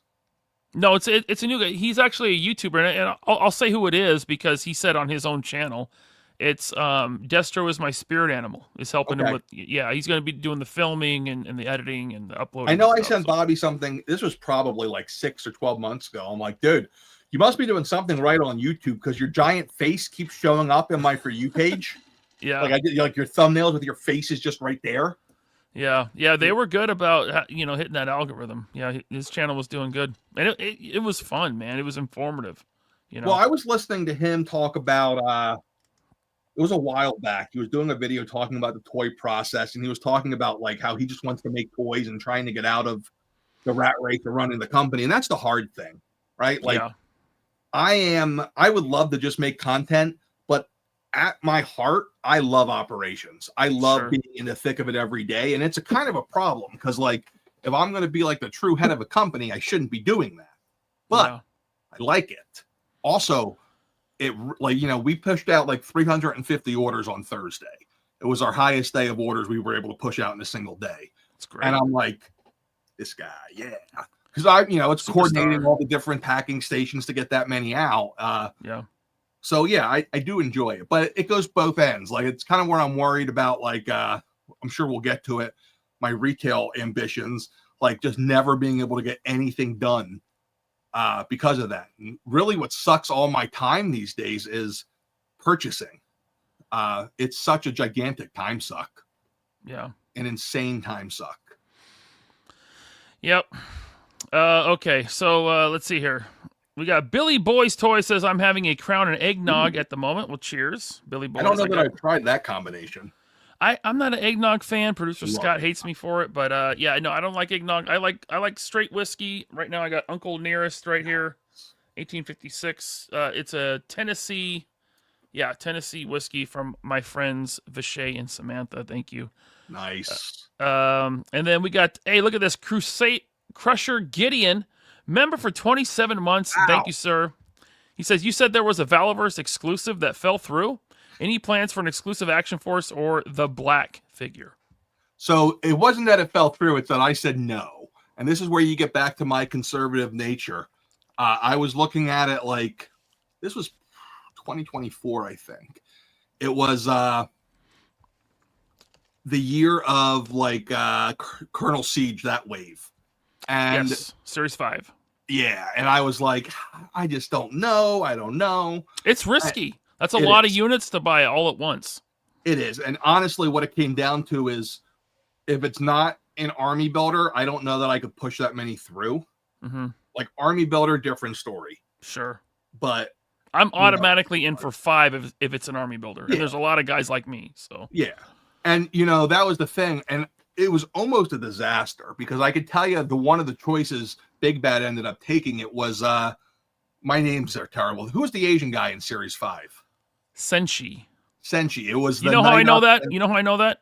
Because I named him. That's right, Vala. It was my idea. I named Senshi. Nice. Yeah. Well, I was gonna pick up the Senshi Night Ops, but then Big Bad came in and said, "Hey, we'll take that one." So I was like, "Ah, shit." Yeah. And the other one that I'm not going to say because I don't remember who got it, and I don't want to kind of say that, but I should have picked it up. It was a variant of an army builder, and I should have picked it up. Yeah. This year, Bobby and I talked about something, but it wasn't it was a variant, but it wasn't an army builder, and I'm like, man, I don't know. It's tough. And Bobby's gotten so good, not Bobby, but Valaverse has gotten really good at their logistics. So my Valaverse sales are way down because by the time they hit retailers, they've hit everybody, right? They've hit all the people who are in my orbit, the current toy people. Mm-hmm. They've already got their stuff. So I'm not going to sell that much until Valaverse sells out of it or unless they sell out of it. So really, back in the only other exception to that, or let me rephrase that, for Valaverse, they really got to be focusing on finding new customers, right? Like they got to get, like I know Bobby's talked a lot about wanting to get into like big box. That is the next step for them because they got to get new eyes on the product. You're not getting new eyes on Nerdzoic because it's the regular toy people. Like all of us have seen it. You either love it or you don't love it. It's one or the other at this point. Well, speaking of Valaverse and Nerdzoic.com, right now, you can go there and you can get the Wave 6, all in, Series 6 all in. And you're giving a little bit of a discount there, Matt. I am. And that has the Weapons Pack Lima, which is sold out on Valaverse.com and most other sites. Which I think I'm only down to a few of them because my one employee talked me into splitting a pack for him the other day so he could get the Lima. Oh, there you go. Hey, listen, the link is pinned in the chat right now. If you need that Weapons Pack Lima, these are all army builders. You got backpacks, weapons packs, 3 army builders. You get a little discount there on Nerdzoic.com. I'll tell you, that's the one thing with Valaverse. Their weapons packs are the best thing I think they put out. It doesn't matter what line you collect. Marvel Legends, you got G.I. Joe Classified, Valaverse, whatever it is. Those weapons packs work with everything, man. They're good. And there's variety. Yeah. And they're affordable. Yep. Absolutely. Yeah, they're box full of weapons for what, $12? Yep. So that's great. I mean, it's just like when the Lima came out, I'm like, oh shit. I never would have thought of that with the sawed off thing, like there's things like that. I'm like, man, I never would have thought of that. Yeah. So there you go. Nerdzoic.com. Small enough to care. For your grenade, for your plastic grenade needs. There you go. Nerdzoic.com is small enough to care, but big enough to deliver. Oh, I like that.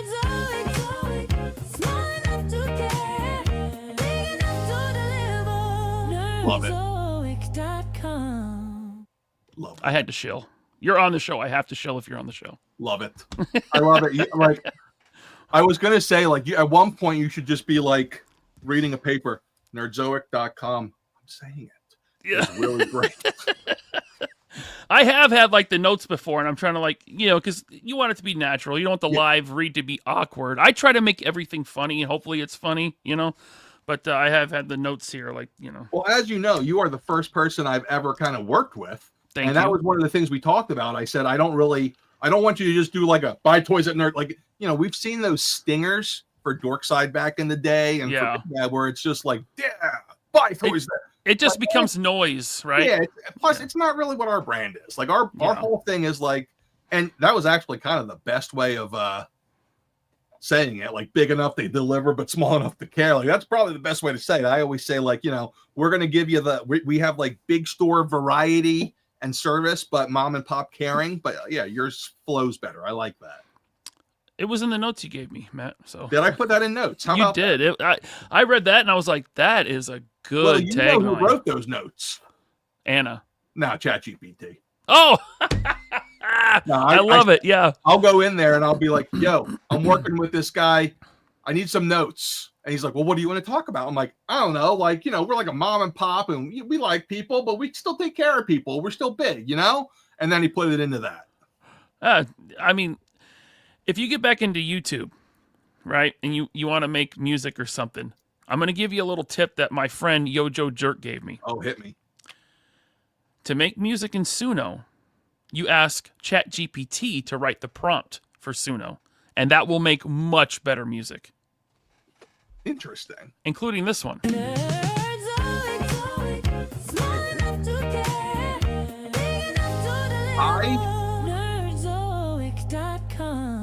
I'll have to find it and send it to you.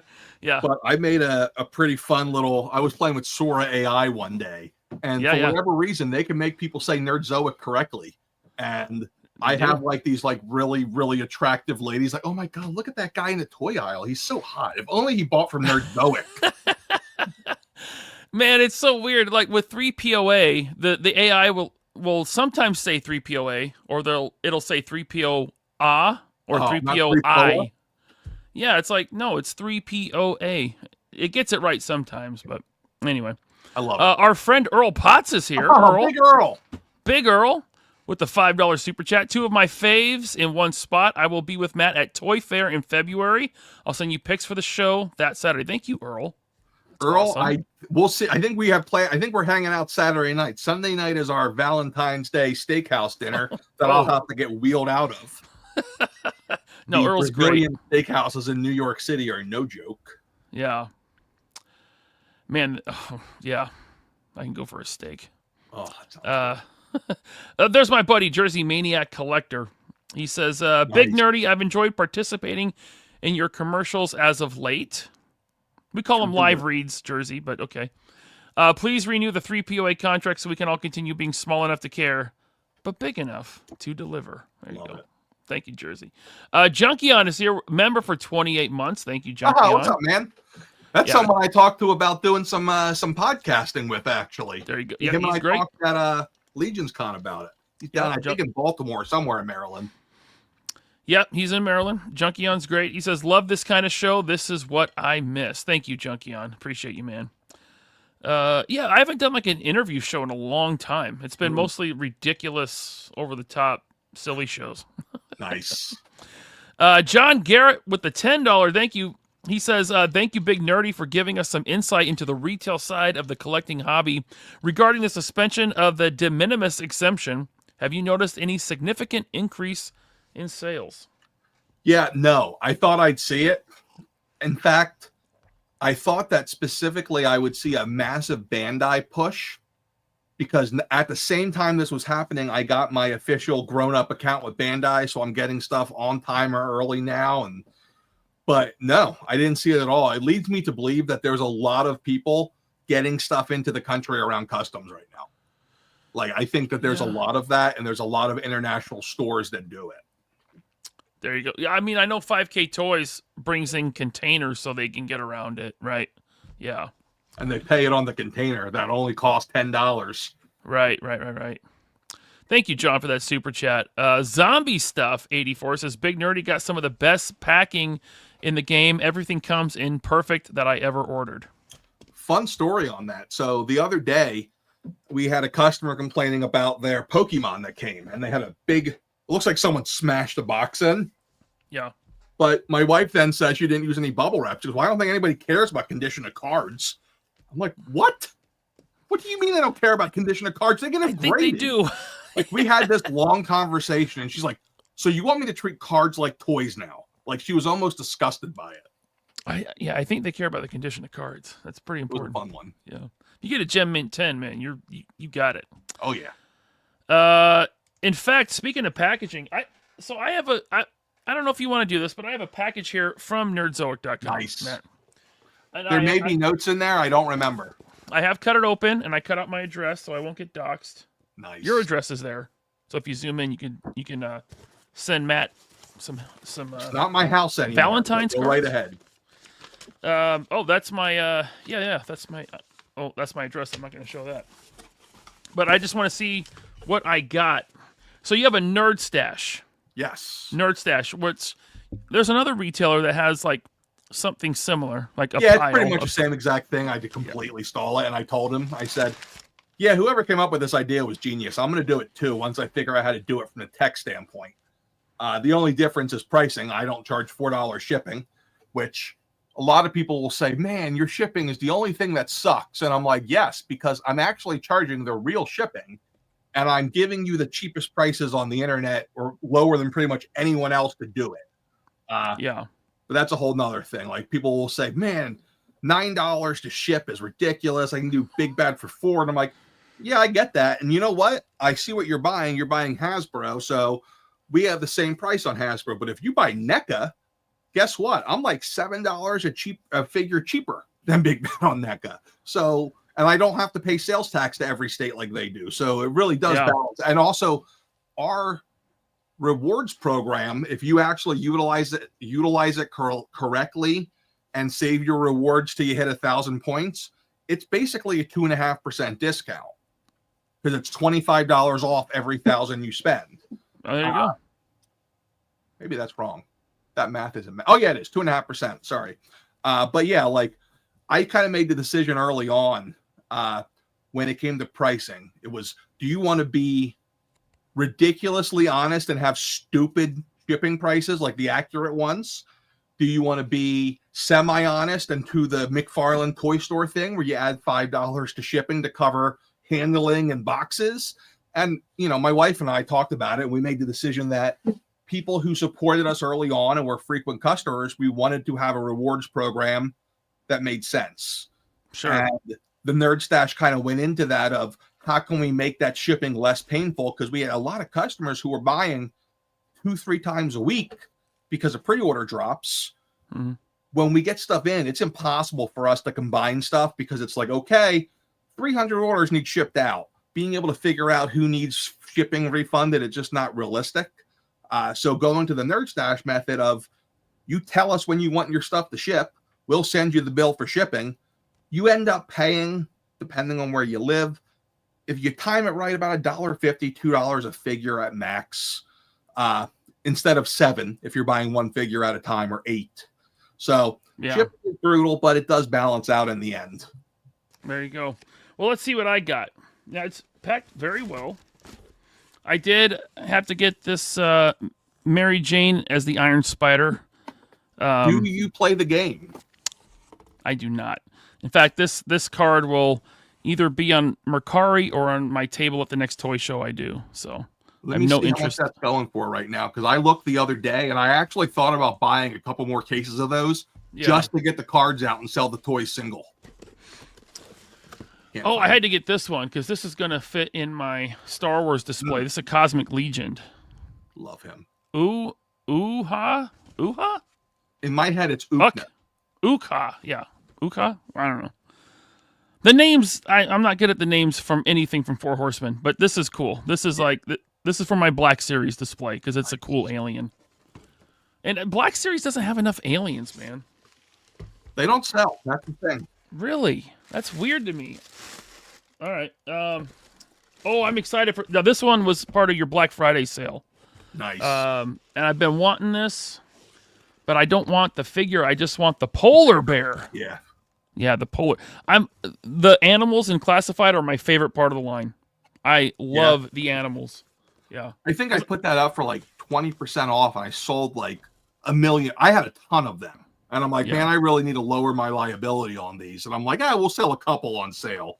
And I sold all but like 3. And that's got heft to it. He's hefty. He's a hefty boy. That polar bear is solid. All right, look at this. Oh, now this is one that I didn't want to get because I don't like Entertainment Earth. But you had it, so I did get Player 2 Cammy. Yeah, so now I'm 100% complete on the Jada Street Fighter line. Nice. So do you still have these in stock? Yes, I do. Sweet. Yes, Here you go, Player 2 Cammy.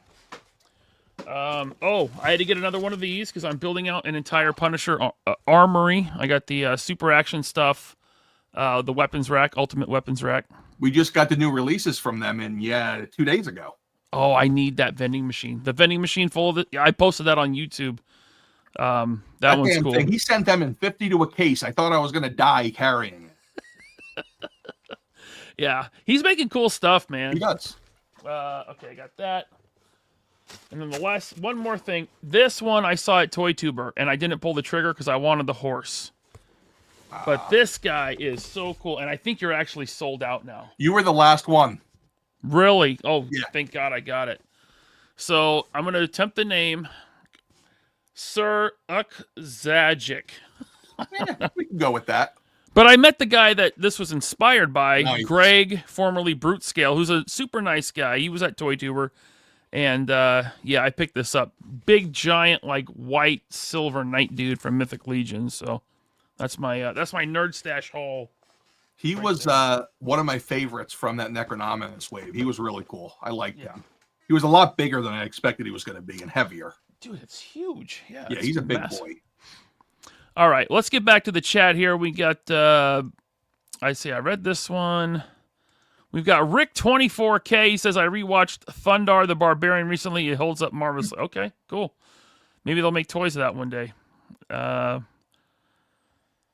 Rat Bastard says, I just got my first order today. Extremely fast shipping and agree packaging was perfect.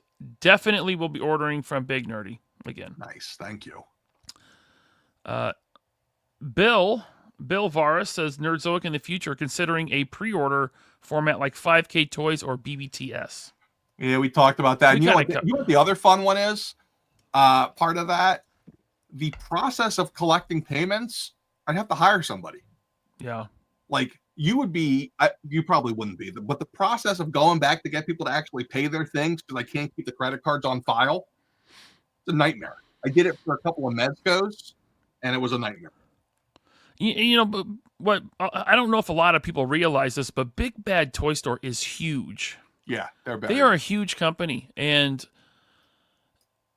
from what I've heard from people who know, they have a lot of cancellations. So they're counting on so much to go out the door, and then it's going to come in, and a lot of people start canceling, which is it's a problem. So it is. It definitely is, and it's also it was just one of those things where I'm just like, who I used as a model of it was Topps cards. Yeah. They charge for their pre-orders up front, and I'm like, you know what? If Topps can do it, I'm small enough to do it. Yep. Mr. Victor Wicked says, Matt is a good interview. This is worth clicking on. Great. Thank you. Appreciate you, man. Thank you, M. Vargo, for the $2. No message. Appreciate you as always, my friend. Bro Guy Toy Reviews with the $5. Thank you, Big Nerdy. Saved me from the dork side disaster. Thank you, Big Nerdy. Now, I remember when this happened, and you reached out to your customers, your YouTube viewers, and you said, Dorkside's going under. I'm going to try to help you out. So can you tell us a little bit about that? Yeah, I didn't expect that to go how it went. I figured, I'll give out some gift cards. I think I gave out like $2 or $3 grand worth of store credit to people because I didn't think it was that many people that got screwed. I'm like, all right, if 10% of the people who got screwed find this, a couple $100, but like people were sending me like the amount of stuff that they got stuck on was like, holy crap, that's insane. Yeah. Like I did what I could with it. I wish I could have done more. We were luckily in a position then, especially because we were still at the house. Our overhead was so low where I could do that. Mm-hmm. But yeah, that was an ugly time, and that was I want to say it was kind of personal to me in a little bit of ways because I told a story on there about my dad when he lost his diner in 1990. He prioritized over. He had 3 people he owed money to: the employees, the IRS, and the mob. He prioritized the employees on all of them. The Paid mob. them first. Jeez. And I kind of look to that kind of like the customers. Like, you know, you gotta, if something were to happen, like bad stuff happens, right? Companies go bankrupt. And maybe it's going to take you a while to pay people back and to get to make things right. And maybe it does take a year. But to just be like, reset, we're not doing it. I don't like it. Sure. Yeah. Lord Brooklyn, he works for Hasbro. He says, Nerdzoic, perhaps you should be more careful with your assessment of Hasbro's products from Hasbro headquarters. Well, gotta be careful. Hasbro doesn't care. Hasbro likes me some days. Didn't you get in a little bit of hot water with them with the Star Wars thing, the re-releases? Oh, yeah. Yeah, I remember that. That was a lot of hot water. That was really. Maybe we don't want to talk about that. Oh, I can. I can just say it real quick. Like that was me starting with a new distributor who was not selling that many toys. Who got the email, forwarded it to a new buyer. Buyer forwarded it to the salesperson, but didn't forward the entire message. He took out the part with the embargo dates, and the salesperson's like, "Nah, it looks like it's free. You can tell everybody you want." And, oh my goodness! Oops! And then then it became like this thing where a lot of YouTubers were taking it as he just did this for clicks. He made this up. And that got under my skin so bad. Cause you can say a lot of things, but I would never do that. And also, let's say I would do that. What's the end game if it's not true? Right. Yeah. And then they pushed everything back. So I had to deal with I saw a decline in sales because of it, because people thought I made it up. But then 6 months later, when everything started to go up for pre-order, people were like, "Oh, it's true, all of it." Right. Yep. And the re-releases have not stopped since. It's like they keep re-releasing stuff. You know, they're making some interesting decisions on it. Like, I wouldn't be really re-releasing the things they're re-releasing. I don't know if there's any sort of we only have this long until we don't have the rights to this person. I don't know if there's any of that. But there's some things that I look at and I'm like, how the hell have the Fantastic Four not been re-released in a non-retro or movie form? Like the last one they did was the Super Skrull wave or the Walgreens wave in the powder blue. How have those not gotten a rerun? To me, that's the best thing ever. At this point, they just need to new bodies, updated bodies. I think that's what it comes down to. I think they kind of looked at it like, okay, who can we get away with? So they're not doing anything super old. Yeah. Yep. I think they're looking at eBay sold listings and saying, "Oh, this one." Well, they have a guy who does that. That's all he does. There you go. He probably just watch my videos. Yeah.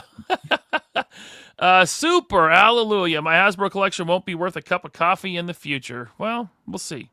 Could be. Yeah, I mean, it really comes down to demand more than anything else. And then what is the supply of them in good shape? Right. Man Beast Boy, shout out to Man Beast Boy. He's a good dude. He says, was great chatting with you at Toy Tuber. Nice, thank you. I enjoyed Toy Tuber quite a bit. I cannot wait for the next one. It's going to be fun. Yeah, they were fun. Now back to the Star Wars talk. Jeff Morris says, also read so many Star Wars books and then almost anything that Zahn wrote. Now I am a lazy bastard and read only cereal boxes. Thanks, Jeff. Zahn was amazing. Yeah, he's good. I met him. Did you ever fan cast any of those? Back in the 90s, I was fan casting Heir to the Empire. In my head, Mara Jade was Grace from Will and Grace. Couldn't get it out of my head. It was in my head. Yeah, no, I don't know if I ever did that. But I remember I would have dreams of man, what if George Lucas decided to make these into movies? Oh yeah. I mean, I would always think about that. I want to see, because at the time in the 90s, Mark Hamill could have played Luke in his 40s, Yes, he could have. Talon Card was always Alan Rickman in my head. It was just that's good. And then I had some wacky ones. I wanted a blue-faced Steven Seagal to be Grand Admiral Thrawn. I'm like, yes, this will be great. He's so stoic. In the 90s, okay. Yeah. All Not right. Pat Seagal. Not No. Pat Seagal. Actually, you know who would have been better for Thrawn is the guy that played Thrawn's little brother. It's he was in Rogue One. He was Oh. Galen Erso. Mm. He Yeah, I could see to that. me he would have been a better Thrawn. Yeah. Zacchaeus says Luke dying because he was tired. Listen, he was really worn. He was tuckered out. Yeah. I'm very tired, guys. I'm gonna die. Turn into a Force ghost, but my metal hand will disappear too. Yeah, I never thought about that. Trez Pops, Last Jedi was the worst movie-going experience of my life. The crowd were audibly giving their detest at my midnight screening. You know, I remember the first thing I did when that movie ended, the credits started rolling. I turned to my wife and I'm like, I don't think Star Wars is for me anymore. And she looks at me and she's like, you didn't like it? Like, because she's not a Star Wars person, but she's going to support me. And then I'm like, no. I was like, I'm sure I just missed something. I missed something. It's me. I'm the problem here. It's not Rian Johnson. No, it was Rian Johnson the whole time. Yeah. I mean, I did that with episode 2 as well. Yeah. After I watched it 3 times on opening day, I was like, I don't think this is very good. Yeah, that was one. I didn't even see that one opening day. I had a girlfriend at the time, and Oh, I did not. Yeah, but when I eventually went and saw it, I was like, I thought Phantom Menace was a fluke, and this is going to be like the old ones, and it's just not. I mean, listen, I was the guy. I think I saw Phantom Menace 9 times in theaters. 14, me. Oh my God, I loved it though. I was like, there's Jedi fighting, and they're not old men or robots, dude. It was all about that Darth Maul scene at the end. That was it. That was, to this day, is it the best lightsaber fight in live action Star Wars? I think it is. I think so, because I think that the Anakin Obi-Wan was just way too over choreographed. Very over the top. Yeah. But I did love, I'm the one guy who actually liked Kenobi. I really enjoyed it. But in fairness, there could have been no plot there and I would have enjoyed it. It could have been just him with a camera following him as he goes to the space deli every day, clocks in, cuts cold cuts, and clocks out. And I'd have been like, this is cinema. I mean, it was cool to see you, and I hated the series. Have you seen the Patterson cut? No. So the Patterson cut, this guy, Patterson, he cut the series down to a 2.5-hour movie. He cut out all the fluff, all the BS. I liked the Vader fight in that movie, in that series, when him and Obi-Wan re-meet and fight, and that's cool. I love all the Vader stuff. It's still crap, but if you like the series, I'm going to send you the Patterson cut. I'll have to take a look, because the whole, I'll send it to you didn't kill Anakin Skywalker, I killed it. I love that, man. That was great. That was great, but the rest of the series was, I couldn't stomach it. Yeah, we have Tatooine, Obi-Wan, we're just hitting all of the hits for me. Yeah, I get it. I'll send you the Patterson cut. I bet you'll like it more than the series. Probably. Let's see here. We got Greg Fenstad says the Legacy comic with Cade Skywalker was a lot of fun. It kept the book canon and had the Vong incorporated into everything so much better than the sequels. Yeah. That was 100 years later, I think. Cade was like he was a descendant. That's what I thought. Of Luke. It wasn't his son, but it was a descendant because his son was Ben. Yeah. Blake says there's only 3 good Star Wars movies. I would argue there's 5 or 6. No, don't be smirch Jedi like that. I don't care if there's fighting teddy bears taking down galactic empires. I loved it. I loved every second of it. I loved Rogue One. I like the prequels. Episode 2 was a little rough, but I like the prequels, man. It is what it is. But I get the complaints for sure. And I have a confession to make that I don't make often, but I did not like Rogue One. That's fine. It insists upon itself. I will tell you, I think what Jedi for me, and I was like, but where's the Jedi? Where's the Sith? And it's the same thing with Andor. I just can't get into it. That's like the Star Wars part. I need that. Yeah. I think what saved Rogue One, I think if you took out the Vader scene at the end, I don't think anyone would like it. That's me personally. RC Archaeologist with a $5 super chat. Thank you, sir. What are you guys talking about? There hasn't been a Star Wars movie since Return of the Jedi. Lots of good books, though. And cartoons. I like the Clone Wars. Clone Wars was good. I like Rebels. I like Rebels. My kid, perfect age for, he's 15 now. He loves Rebels. Love it. He loves Ezra, yeah. Let's see here. I got to get past some of these Star Wars things. Trez Pop says, would totally watch a follow-up with you guys talking all about good old days of Star Wars EU content. I would do a whole podcast. Yeah. I would go back and read the books and do a podcast about each one if I had the time. I'd come in here and be like, let's talk about Luke Skywalker. Yeah, with Luke Skywalker. The Truce at Bakura. Yes. Oh my God. Wow. Some of that stuff was rough. And one of the books that always gets maligned that I love to this day is The Courtship of Princess Leia. I did not hate it. I thought you were going to go with Splinter of Mind's Eye, which I did not like. No. Courtship of Princess Leia had the OG Witches of Dathomir. Yeah. And they were awesome. Way better than the Clone Wars versions. They rode Rancors. As a guy who has always loved his dad, I had issues with the Truce at Bakura because Vader comes to see her and she's like, "Nah, I don't forgive you, bro." And I'm like, "Oh, but he's dead." Yeah. He saved you. How could you? Very out of character, I think, for Leia. Yes, no forgiveness. Blake Tarpley says, my plan B is to start a podcast called 3POA Poopy Podcast. Well, he sent me a box. He went to Japan and sent me some Mafex from Japan. Ooh. And he put on the label 3POA Poopy Podcast. Nice. He is 8 years old, so. That'll do it. At heart. Grizzly Nightmare, thanks for the 2. He says, Nerdzoic, what's your top-selling Godzilla figure? Anything from Haya. I don't even know which, because honestly, there's so many Godzilla Hayas, and I'm just like, these two look the same. I don't know what's different about them. There you go. Robert's Infinite Realms, member for 25 months. Nerdy is my number one source. Always great experiences and always delivers. I know I'm not a number one customer, but I'm treated like one. Love supporting small businesses. Thank you. I appreciate you. Thank you, Robert. And this guy agrees with us. Cooter's Garage says, I'd rather pay up front, so I'm in on shopping with Big Nerdy.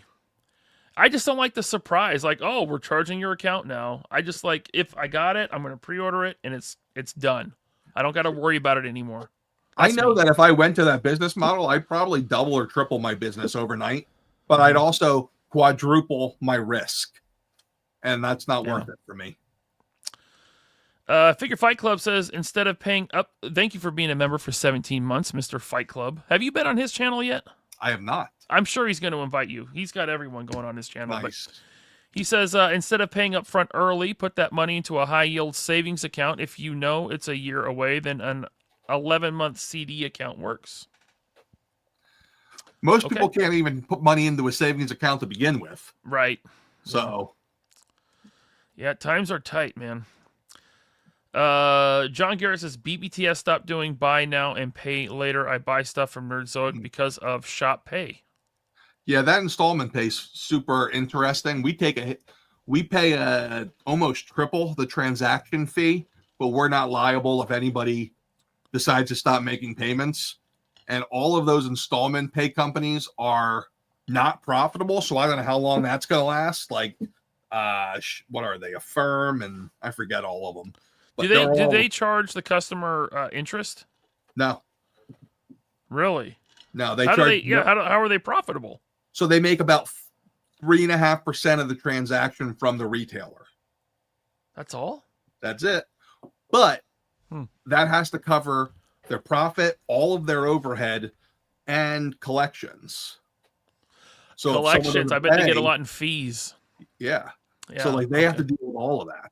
So if someone goes and buys $100 item on installment pay, a firm's going to pay me $100 right away minus their 5% or 6%. And then they're going to charge that person $25 every 2 weeks for whatever it is. Now, if that person suddenly stops paying, a firm doesn't come to me because it's not my problem. It's their problem. All right. I'm going to let you answer this question, and I will be right back. Give me 1 minute. For it. Big Nerdy offers some insight as to how Ross is getting so much product from Hasbro, with some of it being relatively new and not peg warmers, and being able to sell it for such a low cost. So this is a case of Hasbro lowering their inventory levels. They make too much stuff at times, and sometimes it's location based. So they might say, wow, this warehouse in Alabama has all of this. Let's just send it for one big lump sum to Ross or to Ollie's and let them deal with it. They used to not charge. It used to be more. If you look at like a Ollie's is usually $10 to $13 a figure. So they're paying obviously less than that. Now Ross is charging like $6 a figure. So it's like, how's that happen? Well, if you go back further, there was a time where you saw us having prices on a lot of stuff like that, because we used to get those offers too. Hasbro would send out a spreadsheet and say, hey, here's our current offer sheet, minimum of $1,000, whatever it was. They stopped doing that. They don't do that anymore now. Rather than doing that, they'll just go to Ollie's, and instead of having to have the labor and logistics to do it, they can go to Ollie's and say, we have 5 truckloads of Star Wars stuff to offload. We'll do it at X amount a unit. And Ross or Ollie's is going to buy it. It's going to be a huge sum of money because of how much it is. So for Hasbro, they're able to get it off their books and get cashed for it before the end of a quarter, especially. So if you time it right, you'll see that right now we're starting to see more stuff come in. This is the Q3 drop. Everything they pumped out of there at the end of Q3 has now made its way through the system. And you'll see some stuff in some parts of the country, but not others. A story I like to give people is in 2018 on Facebook, I saw an ad for a Hasbro warehouse sale in Carlisle, Pennsylvania, which is near me. It's like a middle of nowhere. They used to ship out of there. They did. Yeah.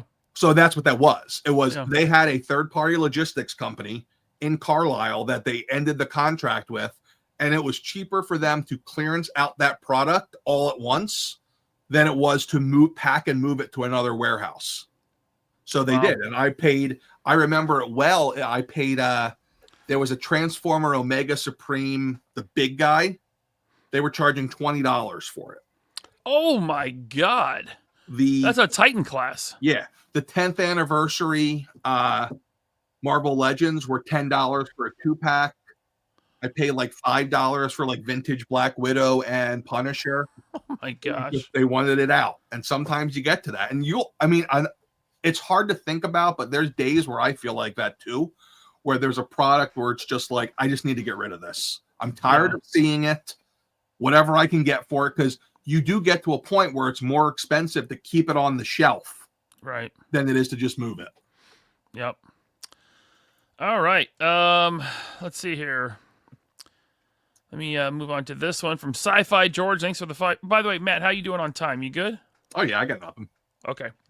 Sci-Fi George, thanks for the $5 super chat. Dorkside got me for $300+, and Matt sent me an email saying he can't cover my loss, but he'd give me 10% off my next purchase. You're the man, Matt. You must have hit me right towards the end of me sending out a bunch of gift cards because I was starting to get worried. I'm like, oh man, I'm sending out a lot of money.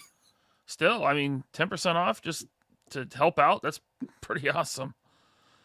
Matt Hatter says, thanks for carrying Flipor, Big Nerdy. You're welcome. Next wave, please use UPC codes. Yes, UPC codes, Matt. Please. Hatter. I made my own for yours for this time. I have Spirit of Flipor sitting at the P.O. box right now. I got to go get it on Monday. Nice. Let's see here. Sam Newsman, my co-host on the Midweek Madness Wednesday nights, 6 p.m. Pacific time. He says 2026 will be lit AF. I'm going to follow LP around at cons and get beat up, but it's cool. Been doing this since Roswell. Have you met Sam Newsman? I have not. He's a pink puppet. Interesting. He's my co-host on Wednesdays. Yeah, he's great. I did not know that. And does he gets beat up a lot at cons with you? I hope not. I haven't seen that. You? I hope he doesn't get beat up. He's a pink puppet. Who would want to hit him? That's messed up. Yeah. Look who's here. Crime. Huh? That might be a hate crime. It might be. Yeah, he is pink. Yeah, he's a protected class. Our friend Ramen Toy Ace is here. Up, Ace is the play. Ace in the place. The man Ace. To millions of fans around the world, he's a living legend. But Ace don't work that way. Nobody mutes me. If you mute me, I block you.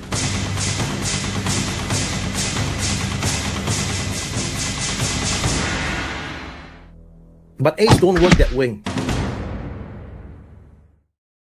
That's Ace. That's awesome. He says, got to check out the latest Jurassic Park blockies. They are really reaching new heights. Ace is a huge blockies fan. He sends me the pictures of the stuff he picks up. Yeah. He says, hi, Big Nerdy. Met you in person. First time at PowerCon, and then this year earlier at New York Toy Fair. Yeah, I remember PowerCon. I was in the boot and the wheel, the walker thing. And then when I met him at Toy Fair, I remember it well because I was like, "Oh my God, it's Ace!" I didn't expect to run into him that day, or anybody that day, because it was right before everybody started to come in. But yes, the Jurassic Park blockies, I just got them in on Thursday. They are really cool, man. They are awesome. I haven't opened any. I've just been kind of eye staring at them. Tuesday, I should have the Pokemon overseas ones in stock. They came into port. FedEx says they're bringing them on Tuesday. We shall see. And then the Batman ones should be a week or two behind, hopefully. Are those the ones that come with a Batman and a Batmobile? Yeah. Oh, those are the ones I'm excited for. Yeah, Ace already has those. He was sending me pictures. They look great, man. They look really cool. And there's something else that they were teasing recently that I'm excited about. I don't love the cars and trucks they're doing. I'm just like, I got that. They're called Matchbox cars. I don't need this. I just need that Spider-Ham. I need that so bad. A superposable Spider-Ham. I need more combiner kits. I bought that Devastator from China on eBay for $90, and then like a week or two later, they were like, "Oh yeah, it's coming to the States now." I'm like, ugh. So I've gotten hit with that too, where I buy the wholesale stuff, thinking they're never going to get I did it with Star Wars. I think Vader and the Stormtrooper will be here this week, and I'm like, they're never coming here. But now I'm like, hey, my guy tells me they're coming soon. I'm like, oh, son of a bitch. Pokemon's not, but it looks like everything else is. Cool. Now, I heard a rumor that Ramen Toy may be at Toy Tuber 2026. Ooh. So that would be cool. Get to hang out with Ace again. Marcus Dena, thanks for the $2. He says, Big Nerdy made Hella Dope an offer they can't refuse. I don't know what's going on with Hella Dope. I talk with Ted occasionally. Are they having issues? I hope. Well, they haven't done a YouTube video in a long time. Oh, well, I mean, they're just like me and burned out. They could be, yeah. Hopefully, Ted and Aaron come back. I like those guys. They're actually friends of mine. So I've talked to Ted. I've talked to both of them, but I think I've talked more to Ted. They're good dudes. Mm-hmm. Yeah, they were at PowerCon with us, 2023. I bought how did I buy from them? I bought a wrestling figure. Orange Cassidy. How's that for memory? There you go. Let's see here. Magna Figure Photo became a YouTube channel member. Thank you, sir. Stay tuned for the after show. I am doing a hooligans only or channel member only after show right after this one, about 15 minutes after this one. So stay tuned for that. I'm going to have a couple of guests with me on that one. Just hanging out, talking toys. Van Morrissey, member for 24 months. Thank you, sir. The only thing I don't like about Nerdzoic packaging is the tape that says who it's from. So how can I hide my poor purchases from my wife? Don't worry, we stopped using that tape. There you go. So our insurance company said they wouldn't cover lost packages if we wrote what was on the outside of the box. Oh. We're now hiding it from both your wife and thieves. There you go.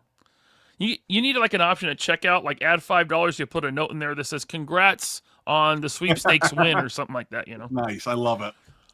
I guarantee you a lot of collectors would pay that $5. They probably would. Yeah. Warp Frenzy says, any idea when the rest of Jada Toys Mega Man Wave 3 will come in? Woodman is missing so far.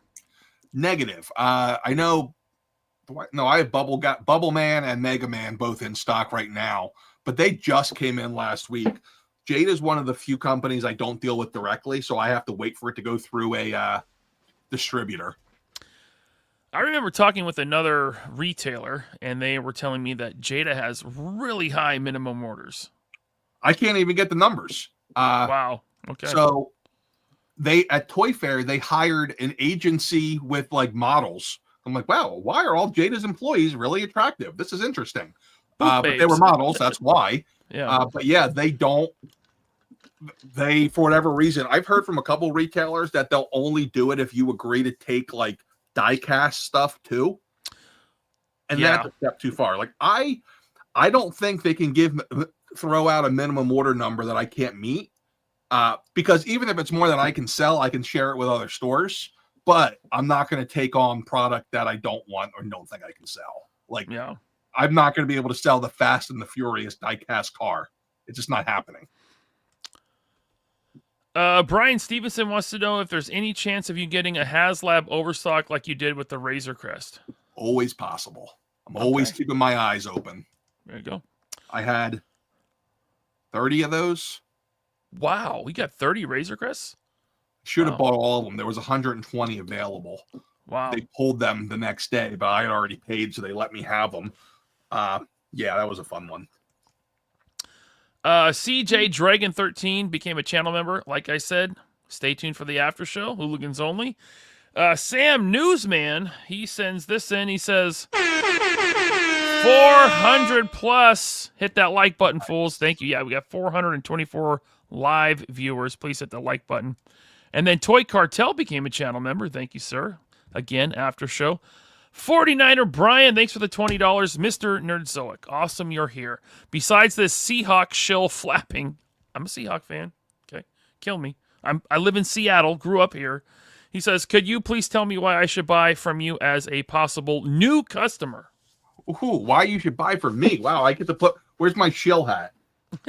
Show for yourself. And yeah, if we're gonna do the football thing, I don't know if saying that I'm a hardcore Eagles guy is good or bad. That could go both ways. But I grew up in Philly, so it's just kind of natural. Why you should buy from us? The ChatGPT slogan said it perfectly, right?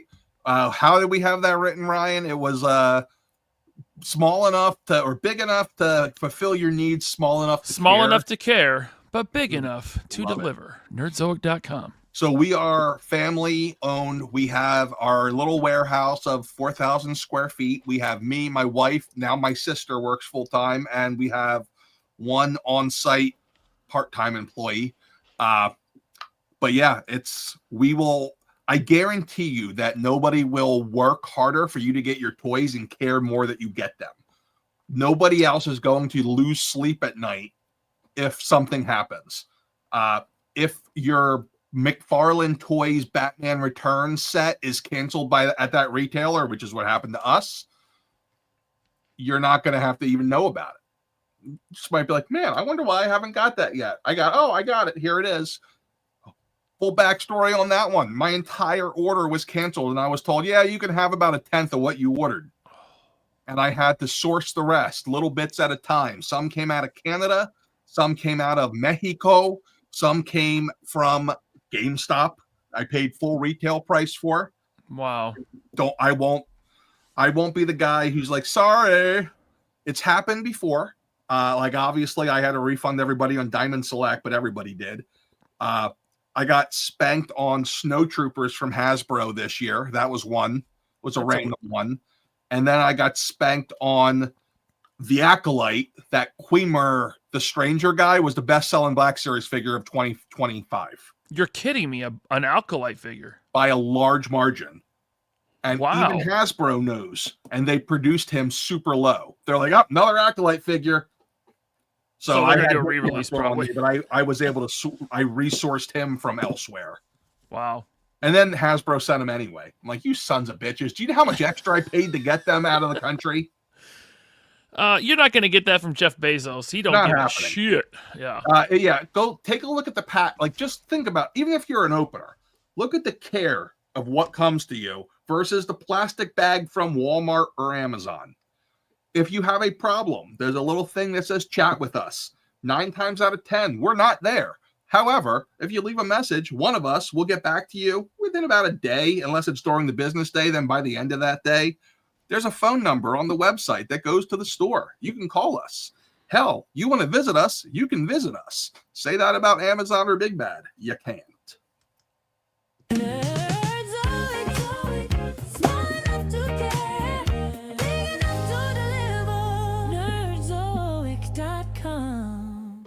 Fun fact, every time that plays, an angel gets its wings. There you go. Oh, an angel, you say?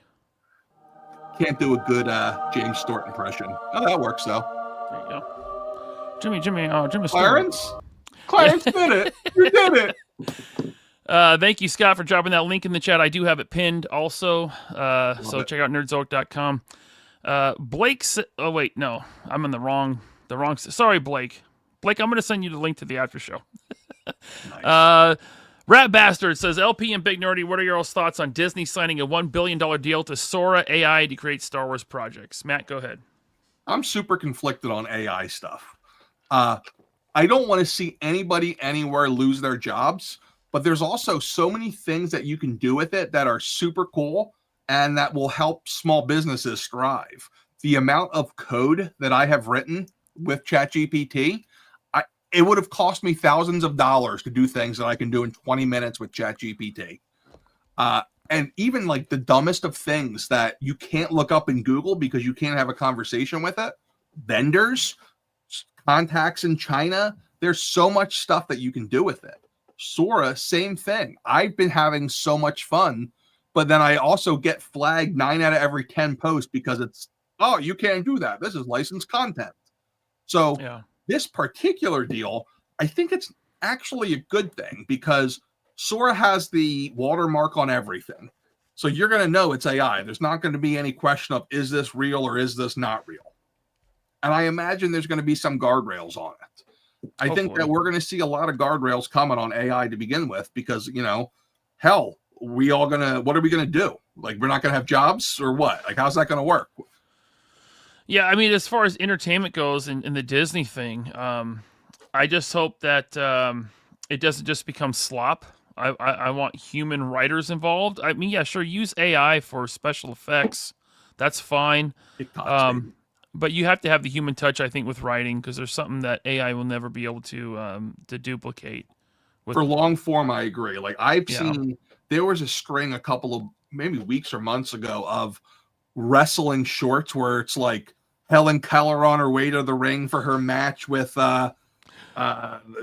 I was just dying. I was laughing my butt off and it was so well done. And I think that, you know what, sometimes we just need laughter in our lives. But yeah, I don't want to see, I've seen some really crappy comic books in particular where the writing is just so bad. There's some that I've seen recently, and I'm not going to name drop anything, but like I've seen some where the art's actually really good. They paid for an artist, but you can tell this person's not a writer and doesn't know how to tell a story and doesn't know how to write dialogue. And that's not great. And, I think AI is fun. Have you seen the cats doing NASCAR riding Roombas?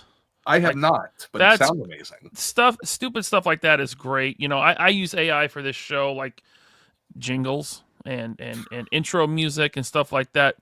But I don't want to lose the human touch from storytelling, and I hope that's not where it's going. Although it probably is, because it's all about the dollar, right? So we'll see. Yeah, I mean, here's the thing though: if AI learns from humans, and humans currently can't tell stories, how's it going to learn? What is it going to do? Are we going to like feed it movies from the 70s and 80s, and it's going to pump out Stranger Things? Is what's going to end up happening? Yeah.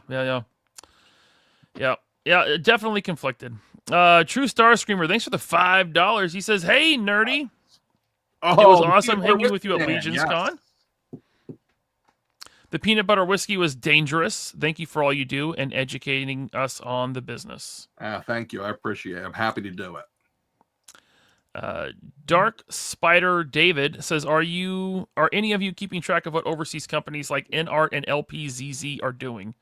Yes. I know you are.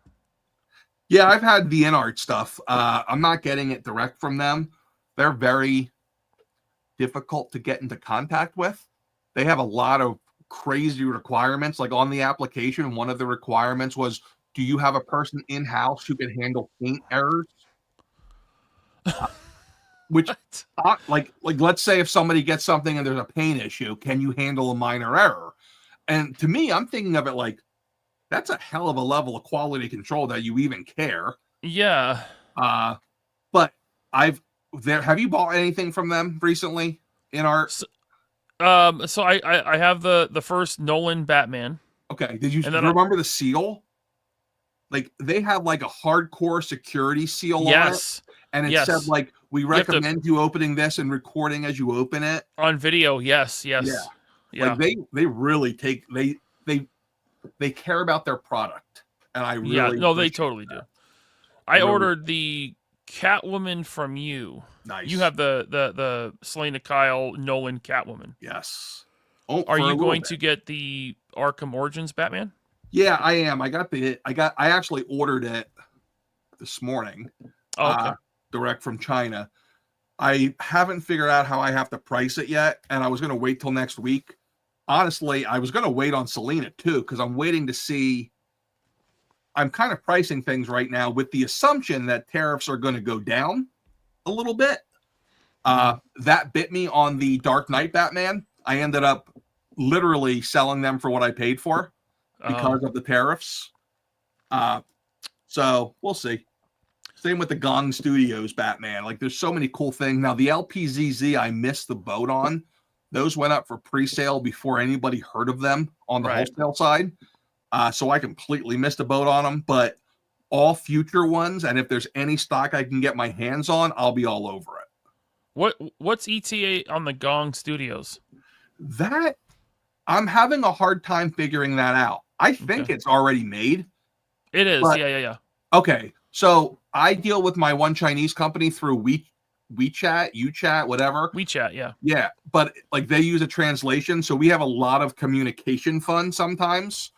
And I was trying to figure, they're like, yeah, it ain't ready. I'm like, the thing I just ordered is ready? Like, yeah, ready. I'm like, oh, okay. Yeah, my buddy KJ got it through an importer.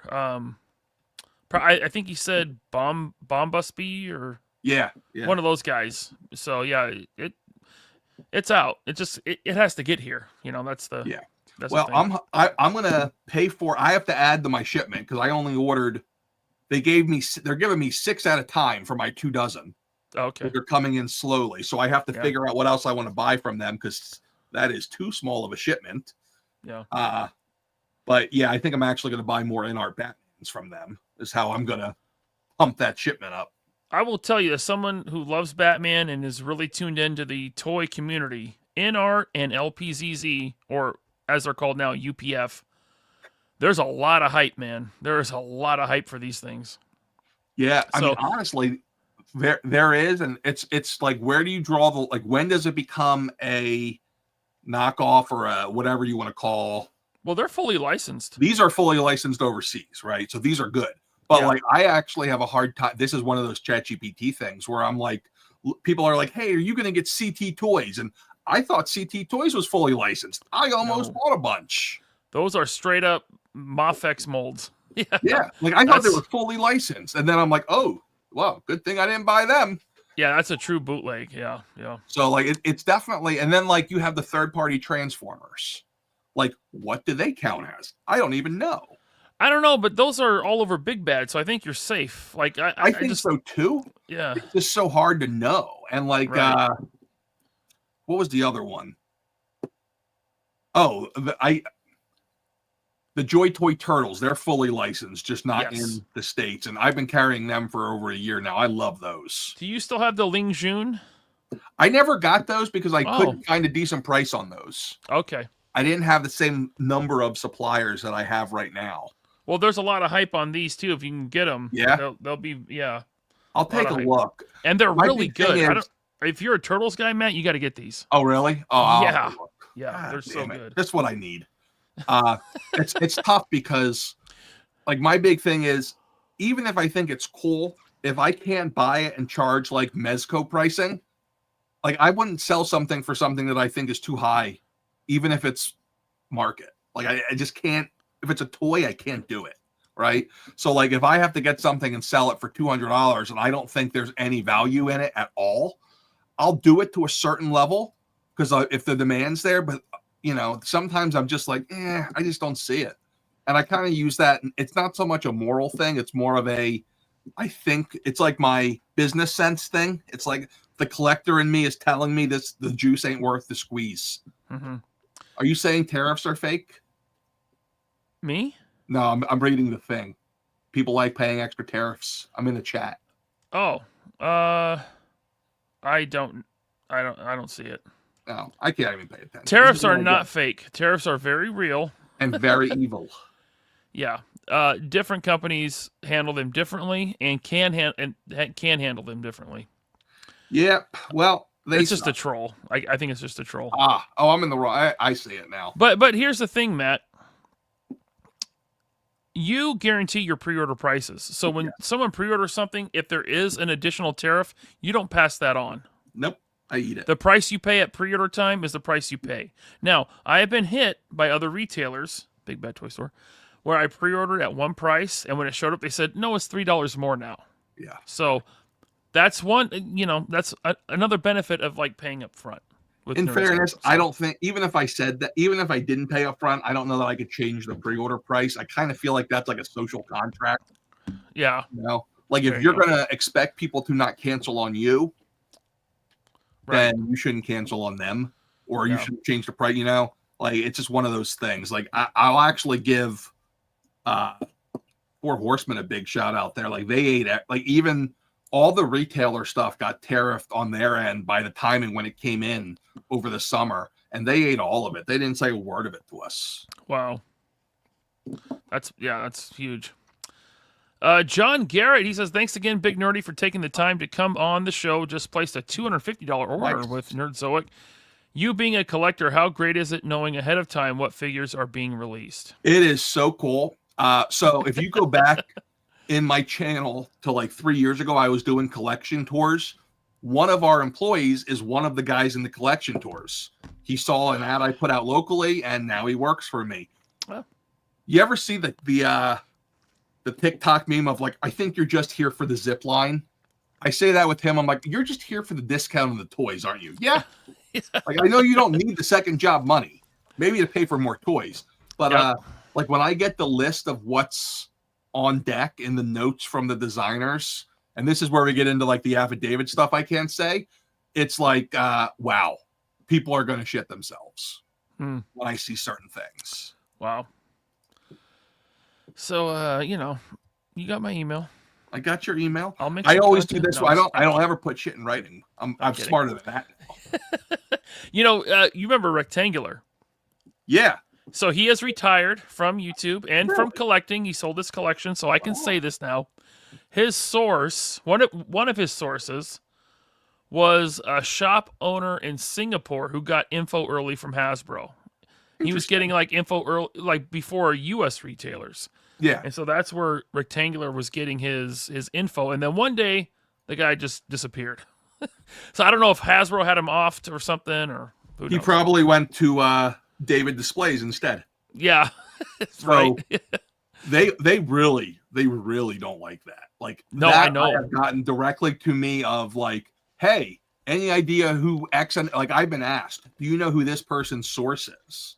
And I'm like, nope. And in some cases with them, the person who's getting the leak doesn't know the source. It's like it's an anonymous leak. It's just one of those things that happen. But I have heard some companies are good at it. Yeah, I mean, I've heard that they intentionally send false info to certain people to see who's putting the info out. I've heard that they'll put specifically in pictures, like impossible to see watermarks. Yes, I've seen that. Yeah, yep. Nowadays, it's not really that big of a deal because like Hasbro usually does a press release with the official pictures the day before. Yeah. Which I appreciate because then I'm not scrambling. Yeah. Because sometimes they send stuff out. Sometimes it's an hour before. Sometimes it's 10 minutes after launch time. Yep. Greg Fenstead says, Big Nerdy, what is the property you wish would get modern figures? No limit on older or current properties. It's dealer's choice. So I got a couple. I would love to see them make in a 1/12 scale Mighty Max. Oh, Mighty Max. Yeah, they made those like Polly Pocket style. Polly Pocket for boys. I remember. Yep. But if you watch a show, that was a really cool story done really well with the big Viking dude, Norman and Virgil. And then it was actually Alan Rickman doing the voice, I believe, of the main villain. Oh, wow. Skullmaster. I remember the cartoon, but I don't remember watching it. You know what I mean? Tim Curry. It was Tim Curry, not Alan Rickman. Oh, Tim Curry. Yeah. Okay. Yeah, they'd be cool. And then Cops and Crooks is like the easy one, but we're getting it. But then the other thing is, I don't feel like we've ever gotten a proper, well-done Harry Potter toy line. Because Mattel did it as the movies came out, and they were like, meh. Then in like the late 2000s, we got the NECA stuff with like elbows that didn't move. Mhm. I would like to see a Mezco-esque type of Harry Potter stuff where you're getting like the cloth robes and stuff. You're getting brooms that have like the actual straw on them. I think that'd be cool. Have you ever? Did you collect the figure arts Harry Potter stuff? I did not. So I've never been a big figure arts guy at all until I started the store, because I only ever bought one figure arts thing up till then. I found like it was a Triple H figure at a Toys R Us. Oh yeah. I remember the wrestling figures. Yeah. Yeah, I bought one of those and I was like, it's too small. It doesn't fit with everybody else. But I've actually been like kind of enjoying, like they have some stuff coming out for Goblet of Fire. I think looks cool. They just did the Lord of the Rings guys, which are really nice. I'm just like, can we please stop starting new properties and finish some of them? Finish some. Yes. Yeah. That's my biggest pet peeve is not finishing collections. Well, that's Jada. Jada kills me. Like Jada Toys, I swear they sit there and they say, okay, we have Street Fighter for 5 years. There are 60 cool Street Fighters. Therefore, we may only do 12 a year. Well, can't we do new versions? No. What about the Scooby-Doo gang? Don't we have to have Scooby in Wave 1? No. Put a mummy and an old guy. But it does look like they're going to finish Street Fighter 2. Will. Yeah, they will. So to their credit. It's just taking for like literally 2 years ago at SDCC is where we saw Zangief for the first time. Right. Oh, I was there. Yeah, it's been a long time. Killing me. Someone said Venture Brothers in the chat. I would love that. I love Venture Brothers. All righty. Monarch. Brian Stevenson became a channel member. Thank you. Stay tuned for the Hooligans Only After Show. Suda Huba sent 5 3POA podcast memberships. Thank you so much, Suda Huba. Let's see who got those. The monkey in a trench, Stormfire Blizzard, John Papa Sergio, Kostov Marduda, and JMax74. Thank you, Suda Huba. Channel members, stay tuned for the after show. Appreciate you so much. Let's see here. What happened to the third Street Sharks wave, says Brian Stevenson. That's a good question. I forgot about those. Was that from Mattel? That was Mattel. Maybe they got tired of them because they're not on the plan. I bet they just didn't sell very well. Probably. Because like I actually just got my direct account with Mattel. Okay. So they finally got you one. Okay. I do. It's very difficult to order with them. I placed all of my orders all the way up through June. But like I'm loving it because right now I've been getting in everything really quickly because there is a warehouse about 45 minutes from us. And I don't know how they do their distribution, but I got the last wave of figures. I put them up at noon on Friday. At 3:00, Anna's like, there's a pallet of Mattel here. And they came in 3 hours after the pre-order started. Oh, wow. Like, this is insane. I love it. That's cool. Right on. They're selling out really quickly, though, because I didn't expect this. So now all of a sudden, I'm like, well, if I'm going to get stuff in a normal time, I guess I have to buy a lot more. All right. Kentucky Inbred also sends in 5 3POA podcast memberships, and I think I read the wrong names. No, I didn't. I don't have them. But thank you, Kentucky Inbred, for 5 3POA podcast memberships. That's 10 total. Thank you guys so much. Very generous of you. I appreciate it. Again, Hooligans After Show. I'll have some special guests on there after this. Okay, Matt. So I think we covered actually, there's a ton here that I want to talk about, but we are 2 hours and 18 minutes in. It seems like it's been 20 minutes. We just started. Well, we did spend an hour talking about Grand Admiral Thrawn and Mara Jade. Dude, I could do a whole show about that stuff, man. So, you talked before about, on your channel, about doing a Nerdzoic convention. Is that still in the works, or is that on the back burner? It's on the back burner with a lot of things. I've kind of reached capacity on a lot of things, just in life in general. You might relate to this because you're a couple of years older than me, so you probably already went through this. But like when I hit like 41, 42, my capacity to physically do things drastically lowered. Like the amount of energy and stuff I could accomplish in a day just went kaput. So for me, it's mental. It's like staying focused That's the hardest thing. But that's the thing. Like for me, that's the exact same thing.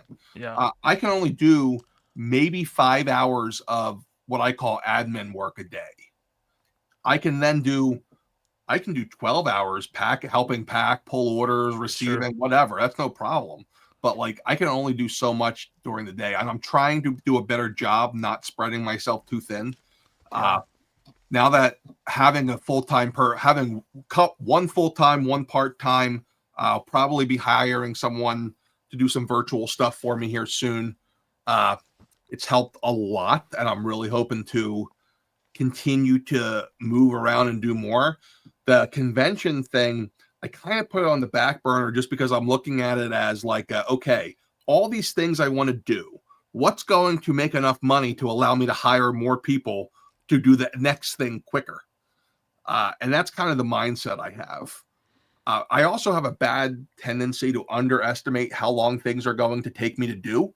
So like my October to-do list, I knew going in, I'm like, there's no way I have this done before the end of the year.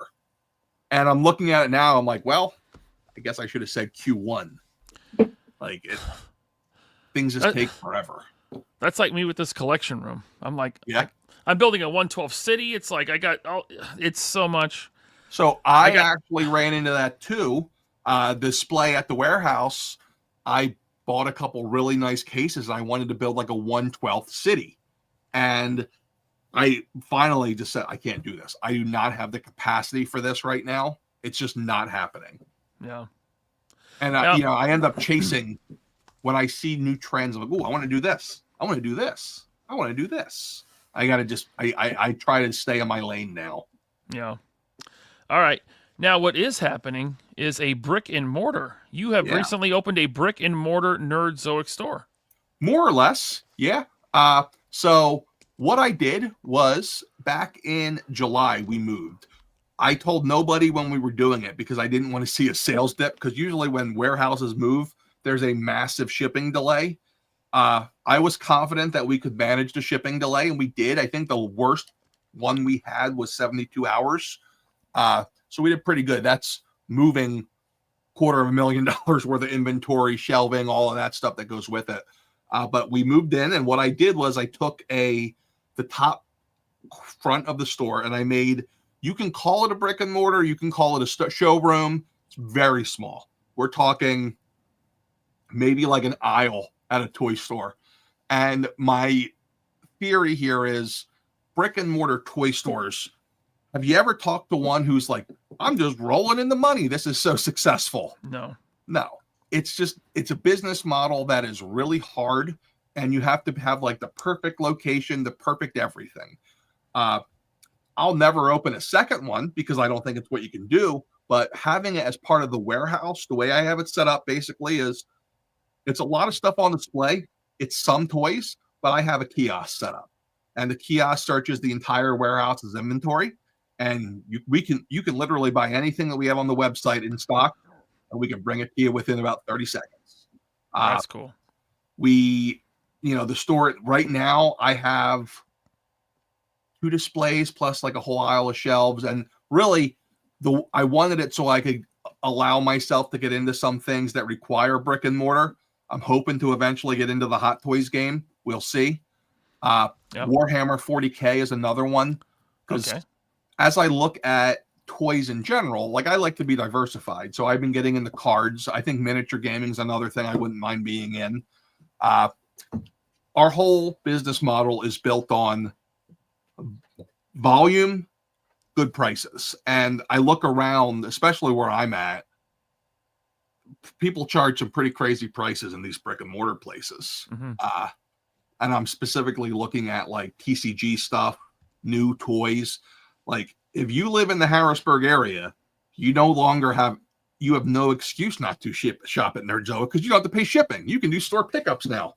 There you go. And it's literally the same price as Walmart. So you can't actually, if you're an opener, pay $1 off Walmart because you can get some dinged up stuff. So yeah, I haven't advertised it much. I'm going to make an official grand opening and have the Chamber of Commerce out to do a ribbon cutting in right after the new year. Anna's a little worried because the way I have the whole theory in my head is if you're going to run this, you can't have it in a way where you have one person sitting there as a cashier all day, wasting away. It's set up so that whoever's working at packing station 2 is also the cashier that day. So if somebody walks in, you stop the order you're packing, say hello, and let them know that you're here if you need them. Smart. I hope so. We'll see. I don't know exactly what to expect with it. I think that I'm going to get the 7 toy collectors in the area and 1 million Pokemon people.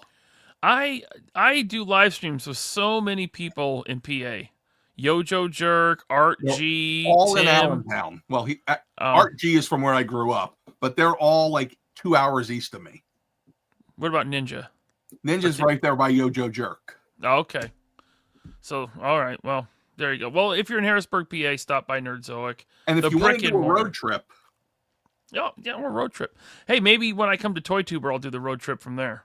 About 2.5 hours. Are you going to ZoloCon? Maybe. I would like to. We'll see. That's a lot shorter. Okay. I would love to go to ZoloCon. I haven't been yet. So ZoloCon, they used to do in like this old army base. I haven't been to the new facility yet. I've heard good things about the new facility, so I'm curious to see. I'm kind of jelly with them because I'm like, oh, look at you guys with your Mythic Legions exclusive. Because I went to them, I said, hey guys, what's it take to get a whole exclusive? They're like, oh, we're not doing them for anybody anymore. And like, come on. Dang it. Okay. Give me a number. All right. Let's see here. Rat Bastard says, this has been a fantastic show, LP. Thanks for coming on. Big Nerdy. Absolutely. Brian Stevenson, Nerdy Awards we want. Not this year. This year. We'll see. You guys talking me into it slowly. Okay. I'll help. Reach out to me. I'll help. Hit you. I'll do whatever I can do. Talib, 1980. Any thoughts on getting into third-party Transformers? We kind of talked about that a little bit. Yeah, I just don't know what I'm doing enough still. Yeah. Like, I know Fan Toys are good. I know Magic Square are pretty good. Outside of that, I don't know what I'm doing. That is a... Transformers just itself is like, there's so many different scales and lines and this and that, and then you add in third party and you got the weird names. I can't keep track. That's why I'm like, I'm doing Studio Series 86. Transformers movies, has all the characters I want. Nice. All fit together. That's what I'm doing. So, all right. Well, Matt, thank you so much for coming on, man. This has been a lot of fun. We could totally do a part 2 if you ever want to. Absolutely. I love doing this stuff. I would do a whole Star Wars stream if you ever wanted to do it. We could just nerd out about Star Wars, the EU from the 90s. You know what we should do is we'll wait till Mando and Grogu comes out, and then we'll opine about how bad it was and all the things that it should have been. Oh, I hope it's good. Man, I have such low expectations because I don't know what's left to tell. Yeah. It has to go in a different direction. Like, it can't be what they've been doing. Like, okay, cool. He doesn't want to be a Jedi, so now he's just what? Like, is he going to get a little Mandalorian helmet? Yeah. And he's still not talking. It's like he needs to grow up. We need teenage. Like, he needs to be like Groot by the time we hit Endgame. Perfect. Where he's moody and playing with his Game Boy. That's actually kind of genius. That would be a good direction.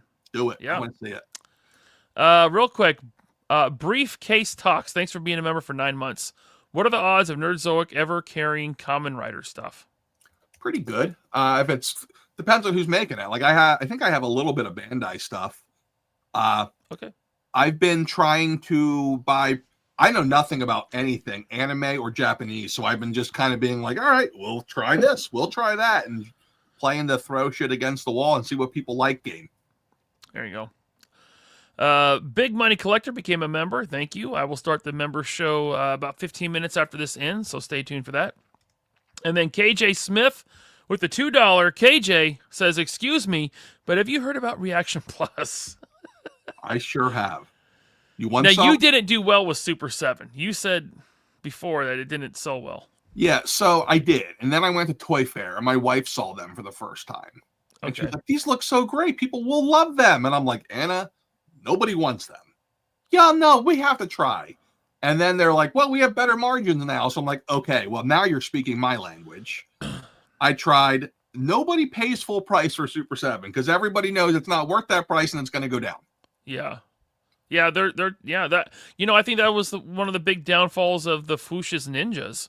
Yeah. They went on such a deep clearance, they devalued themselves. They were selling them for $4 a piece at one point. Yeah, you can't. I know people love cheap stuff, but if you do that with everything, people start to think, oh, that's what this is worth. Right. And that becomes the price point. So thank you, KJ. And Matt, seriously, thank you so much. This has been a lot of fun. Yeah, that's all I got. But thank you. Absolutely. I love it. Everyone should check out nerdzoic.com. It's where I'm getting all my stuff from. Good experience so far. So tomorrow I will be on with Richie's Figs at 3 p.m. my time, Pacific Coast time, 6 p.m. Eastern time. We're talking, I don't know, something about toys. I think Sagat. I forget. But Richie's Figs, I'll have that link up, all over Facebook and Instagram and stuff. And then Wednesday, me and Jersey Maniac and Jeremy and the Pink Bastard, Sam Newsman, we're going to be talking about that Marvel Legends live stream that's happening on the 15th. So that's what I'm doing. And then, next Saturday, me, Bobby, and Alex are doing our top 10 figures of 2025. So it's going to be like an annual thing now. It's a tradition. This will be the third year that me, Bobby, and Alex Sanchez have been running down our top 10 of the year. Matt, what do you got? Anything? I got nothing. I'm just trying to survive till Christmas, start my new year, and hopefully get back doing some content. You'll probably honestly see a lot of short form. I think you're going to see a lot of short form and long form and not as much of the medium form that I was known for. Okay. So shorts and podcasts? That's kind of what I'm thinking. Awesome. I love it. Can't wait to see it. We miss you on YouTube. We miss the nerdy presence. I miss it too. All right, man. Well, thanks again and have a good night. And hooligans, stay tuned for the after show. We'll see you there. Good night. Hey, shout out to the hooligan, facts on deck, laser pens, Bobby Valor, put some respect, no script, no spin, just bars that crack, 3POI, yeah, the real ones back, hey, we don't shield, we don't cap, we don't chase no views, we just tell the truth, break toys and news, while they fake reviews for a brand new bag, we keep it raw, yeah, we wave that flag, we don't shield, we don't cap, we don't chase no views. We just tell the truth, break toys and news while they fake reviews for a brand new bag. We keep it raw, yeah, we wave that flag. Laser pen, steady aim, got the sight on point. Dropping facts, not fluff, every line anointed. Bobby Valor built the game from the ground with pride. Action force in the lab, that's bona fide. Mesco, Matt, Fix, meaty toys and stacks. Savage Crucible, Shine verse on Rex. Other toy Torbis front, trying to copy the way, but the truth don't bend, it don't serve as slaves. Hey. Talk big online, but they fold in checks. Selling hype, no heart, we ain't into that. Receipts don't lie, we expose the scheme. 3POI that collect a dream. We don't shield, we don't cap, we don't chase no views. We just tell the truth, break toys and news while they fake reviews for a brand new bag. We keep it raw, yeah, we wave that flag. They talk slick, we clicks, no facts inside. Every claim they drop get nullified. Valor got proof, pants got aim. They dismantle frogs by name and frame. Whole crew solid, no scripts, no deals, no bottle takes, no compromise feels. We cut through smoke like a sharpened blade. Let the numbers talk when the trust gets weighed. And yeah, they know who we talking to. Frontin' for brands, but the crowd sees through. We don't name names, they expose themselves. While the 3PO sitting top shelf. The 3PO, he no true on they. We don't shield, we don't cap, we don't chase no views. We just tell the truth, break toys and the news. While they fake reviews for a brand new bag. We keep it raw, yeah, we wave that flag. We don't shield, we don't cap, we don't chase no views. We just tell the truth, break toys and the news. While they fake reviews for a brand new bag.